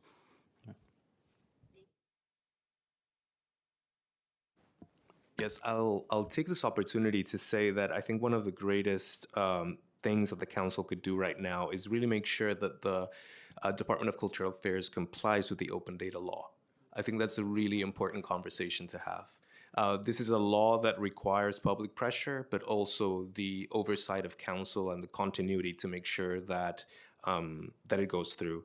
I think that also there's a lot of public data that DCLA holds, as many as other public institutions, that needs to be put to public oversight, but also for to guarantee service innovation and improve service delivery. And in general, for us to have a more nuanced understanding of the situation at hand. As you know, we're very excited when a report like this one, we've been talking about it the whole time, makes impact, appears on the scene. And I think we need to talk more about what it takes for that to happen.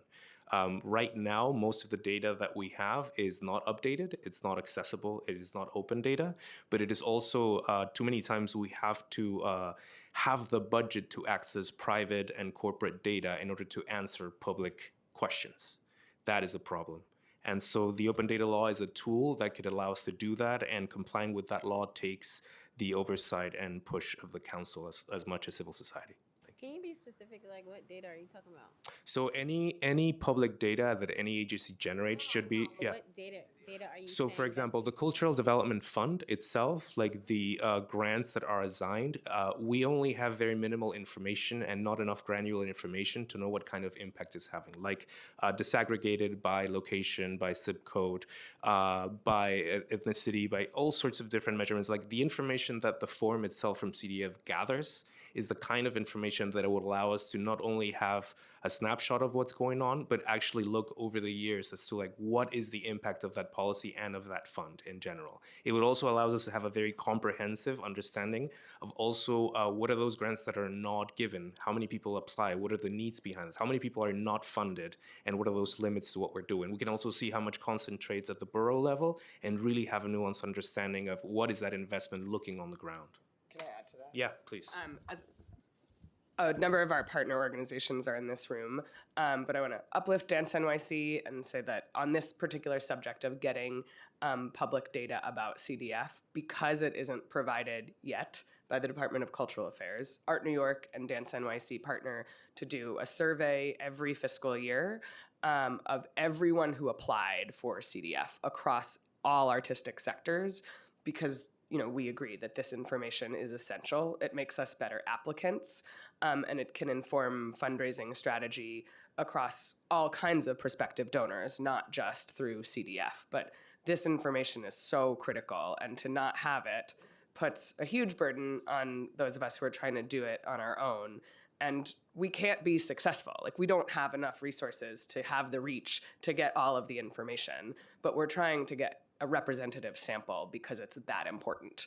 But if DCLA would provide it because they already have it, we wouldn't have to do this. And again, we would all be better applicants and better service providers. Hi. The reason I came because I saw something about hatred, issue about hatred, right? So that's why I came, just to, I mean, maybe the way I constructed my sentences, maybe I did it in the wrong way, but to me, I feel like the way my son is treated is kind of hate. You understand? It's kind of hate. Why? Because the cell that he's in right now is very cold, and also he has not been given food for 3 days. I know you've come to a hearing before. I feel like you said the same similar thing. So I'm like wondering if there has ever been any follow up, because this is about affordability in the arts and cultural sector. Not to say that what you're saying is not important, because it is important. And I know that there has been issues at Rikers, especially since we've been having sub-0 degree weather around heating. So I don't want to minimize what you're saying. I just want to figure out, and maybe Shaki can get her contact information, because I think this is like an offline conversation. Yeah, because I have been here so many times. Yes, including so the housing, Miss Marie, the lady who works in your office. I've been speaking to her back and forth, but it didn't go nowhere. But my most concern is my son, the way he's being treated at Rikers. So Shaki from my office is right there. You can follow up with him, and I'll try to help you as much as possible. I don't know whose district you live in, but I will try to help you as much as possible. Okay. Thank you. Thank you. Thank you so much. Thank you. Have Thank a you. great day. You have people online still? Okay, this concludes the in-person portion of our public testimony. We will now move to remote testimony. If you are testifying remotely, please listen for your name to be called. Once your name is called, a member of our staff will unmute you. You may then start your testimony once the sergeant at arms sets the clock and cues you to begin. And Andrew, you may begin once you are unmuted and the sergeant cues you. Starting time. Thank you so much, the council, for your time today. My name is Andrew Sotomayor, and I'm an Emmy-winning makeup artist and a New York resident and an arts worker of 25 years. I'm also a delegate for the Young Workers. I'm also a delegate for my union. I'm a former Young Workers Committee chair. I'm currently the social media committee chair for IATSE Local 798 hairstylists and makeup artists. You spoke to some of my colleagues before, and we represent film, TV, live theater, and commercials, makeup artists and hairstylists. And I wanted to speak in favor of, and I'm going off script because thank you for your time. I know it's been a long day. I wanted to speak in favor of the artist housing bill. First, because we know that landlords often prefer people who have a job in an office and one single employer, even sometimes over artists when they are having a high earning year. So we need help specifically for artists in terms of getting housing. And also, we've talked so much about money and funding and budgets today. I wanted to point out that artists, there's return on investment.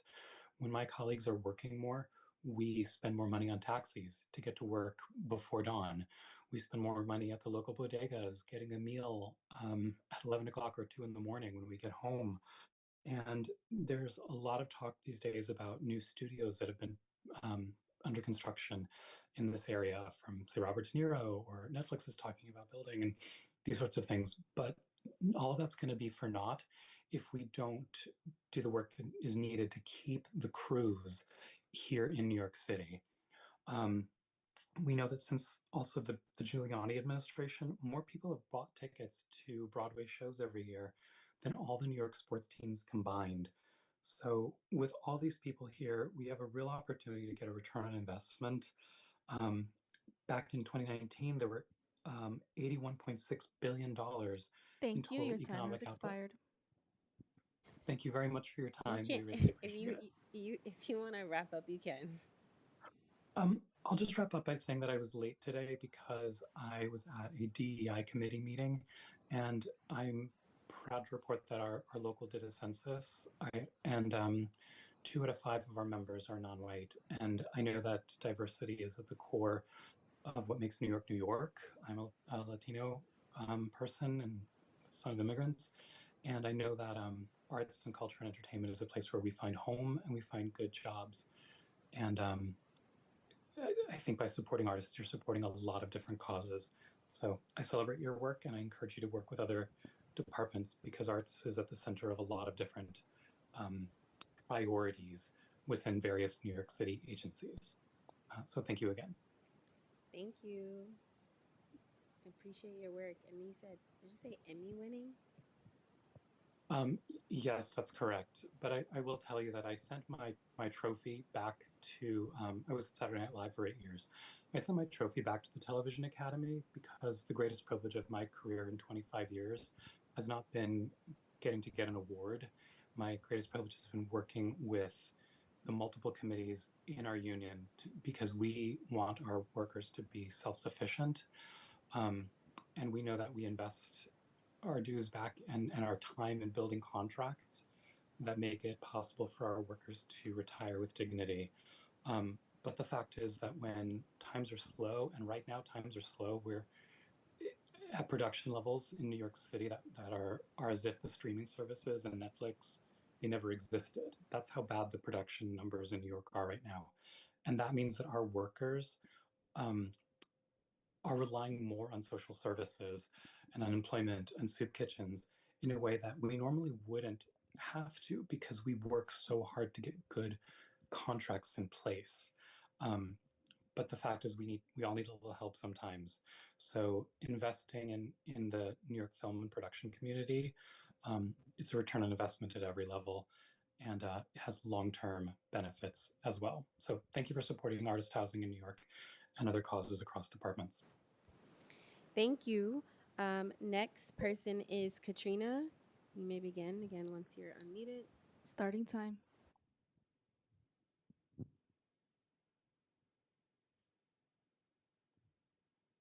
Hello, my name is Katrina Jeffries, and I don't really, I just want to say that many of the people who are presented today have been part of my career as an artist and a union worker in the entertainment industry. I came here in 1982, and I first worked at Equity Library Theater and also Super Mud Pottery on the Upper West Side. I just retired last year after 35 plus years of working IATSE Local 764, Wardrobe Union, and now I have the benefit, the blessing and the benefit of having worked in the arts community, and I'm also an artist. I had a pottery studio for 10 years. So I continue to be an artist in my retirement. What I'm looking for is seniors having affordable studio spaces, right? You have DCLA has given lots of programs, beautiful programs to seniors. But I don't need a program. I need studio space.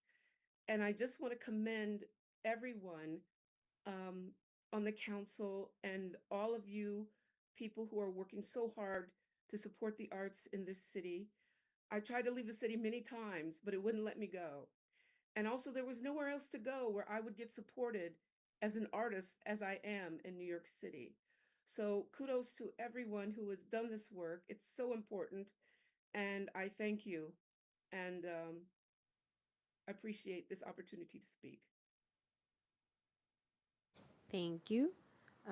Next person is Patria Makis. Definitely messed that up, but so please correct me.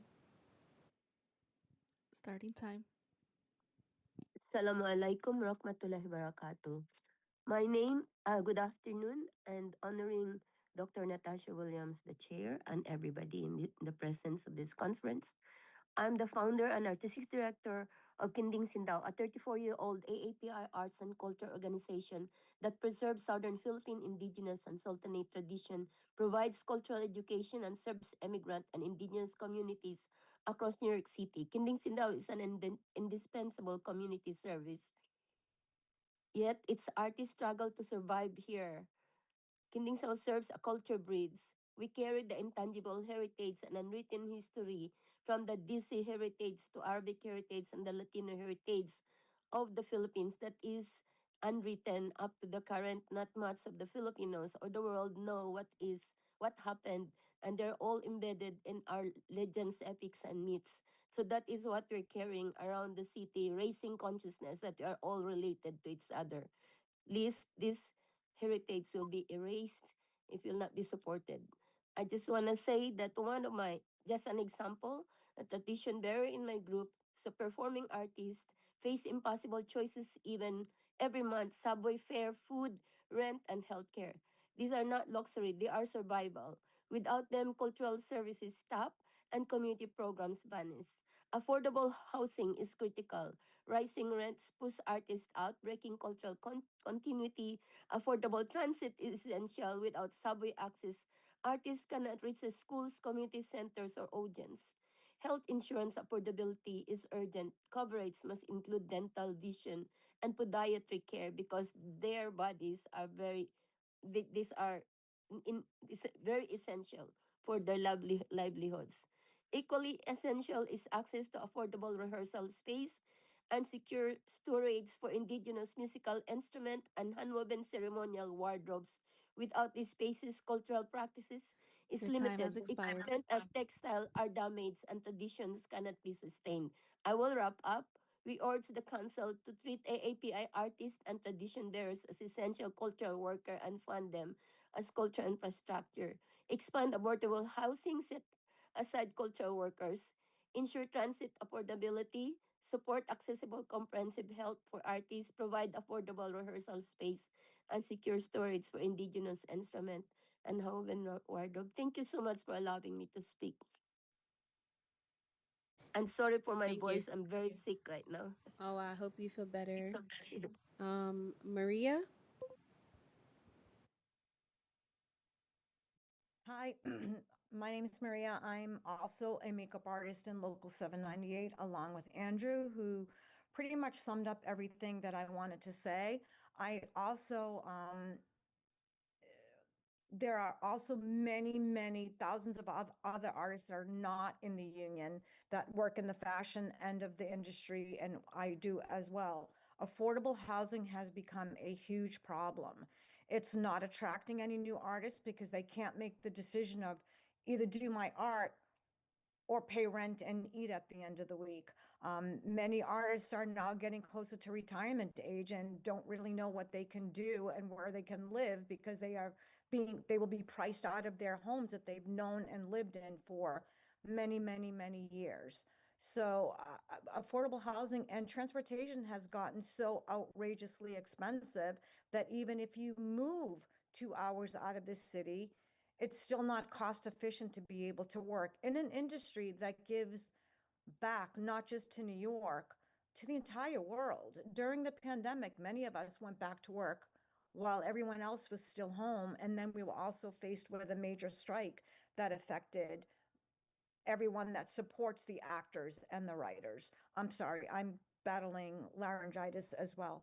So again, what Andrew said, thank you, Andrew, because you speak so eloquently.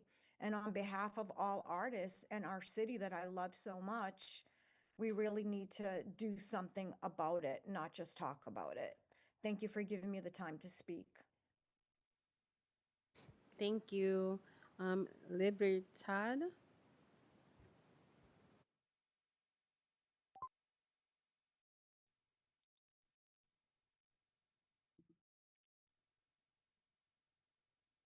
Is it on Libertad? Thank you. Good evening. It's been a long day. Thank you, Chair Williams, for your stamina and earnest commitment. I'm Libertad Guerra, the Executive Director of the Clemente Soto Vélez Cultural Center in the Lower East Side. The Clemente was founded more than 30 years ago at the intersection of affordability, access, and representation in an abandoned school building. Our model was never built around exclusivity or box office revenue, but on the belief that culture is a public good and that immigrant and working class communities, artists, and independent producers deserve sustained access to cultural space. We carry that mission still through the stewardship of this city-owned building, but we are not simply a property manager. We operate this building as a shared civic infrastructure while also producing original research, artist commissions, exhibitions, festivals, public humanities programs, you name it. And within this ecosystem, we steward one of the city's largest studio programs, very, very deeply affordable, 4 theaters, multiple galleries, and deeply subsidized rehearsal performance space that provide stable homes for a dozen small cultural arts organizations as well. Keeping these spaces affordable often depends not on dedicated operating support, but on the staff and leadership sweat equity, absorbing deferred maintenance, operation strains, and unfunded labor to prevent displacement and preserve access. More than 80% of our programs are free. This public good model expands access and artist affordability, but it also has structural consequences, as you might imagine. Because our work is not box office driven, we have limited leverage for traditional membership or individual giving models. In our case, affordability actively constrains revenue as it expands public benefit. In reference for COFs, the Center for Recommendations 3 and 10 on citywide cultural coordination and cross-agency cultural support, we speak from lived institutional practice. Your time For has example, expired. okay. So thank you. I'm just saying that there's some points in the report that we are already taking into account, and I wish that the City Council office would learn more about this group of organizations that are non-CIGs but are also stewarding city-owned facilities and buildings through many of the proposals that today were an example. Yes. Nicole. Starting time. Chair Williams and members of the committee, thank you for the opportunity to testify today on behalf of DanceWave, where I serve as executive director. For 30 years, DanceWave has provided inclusive and empowering dance education to New Yorkers across all 5 boroughs. Last year, DanceWave provided 3,300 hours of free multicultural dance programming in public schools, older adult centers, and community spaces. We supported 300 high school students pursuing college pathways in the arts and awarded $130,000 in scholarships so that 1,000 New Yorkers could access professional development and training regardless of income. We are proud of this impact, but the affordability challenges facing our sector threaten our ability to sustain this work. DanceWave is currently awaiting $50,000 in DYCD reimbursement for services we provided 2 years ago. For a community-based organization, delays like this are not just accounting challenges. They directly affect our ability to pay teaching artists, expand programs, and plan responsibly for the future. At the same time, 18-month-plus delays in the MTAC contracting process are forcing schools to navigate complicated bidding procedures just to continue partnerships that already serve their students. When these partnerships pause, young people lose access to arts education and artists lose income they depend on to remain in this city. Finally, arts funding has not kept pace with inflation and rising operating costs. While DanceWave invests over $1 million annually in employing artists and arts workers, our Cultural Development Fund award continues to lose purchasing power. I encourage the committee to address contracting delays, reimbursement inefficiencies, and long-term underinvestment in the arts sector. Supporting cultural organizations is essential to New York City's economic vitality, educational ecosystem, and community well-being. Thank you for your time and consideration. Thank you. Christopher. Okay. Yeah. Hello. My name is Christopher Leon Johnson. Thank you for having this hearing, Mr. Chair Williams. I'm calling the city council to make it aware that if you're a nonprofit and you get government funding, just like the last two panels, like Dance Wave and the Clemente and many other nonprofits, you're able to use the government spaces for free.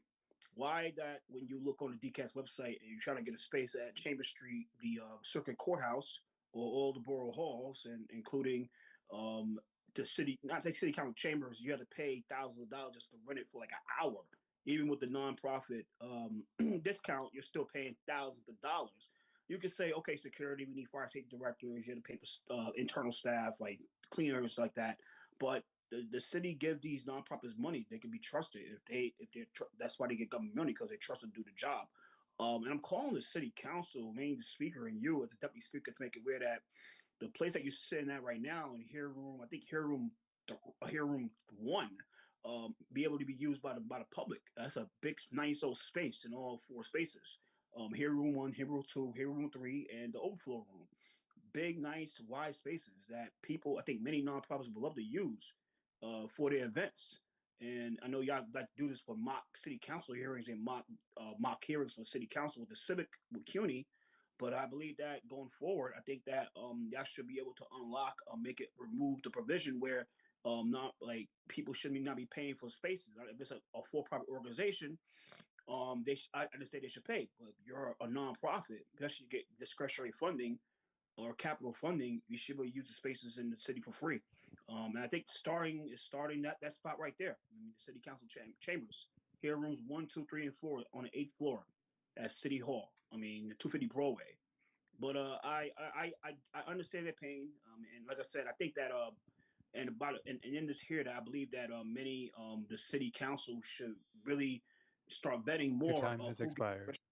gets funding when it comes to these pro-Palestinian organizations. So thank you so much and enjoy your day. Thank you. Thanks. If anybody online has anything else to add, just want to be consistent in this final panel about the report, or anything DCLA or the council can do to immediately address the affordability crisis, this is your chance. If not, everyone have a great day.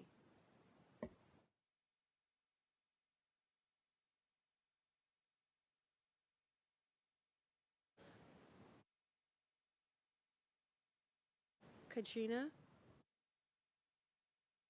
I just want to say that in terms of the affordability situation, I only found out about HDFC co-ops last year, and I was able to get into one. And I don't know if many people around the city, especially union members, are aware of HDFC co-ops. And I almost did not get the bank loan because of my varied employment situation, being in the entertainment industry. So I think if there's more information put out about these kind of spaces, which are specifically meant for working class people, this is housing for working class people, that I think that would be very helpful for people to learn about. Thank you. Thank you. And seeing no other hands. Okay. Well, seeing no one else who wishes to testify, this hearing is adjourned.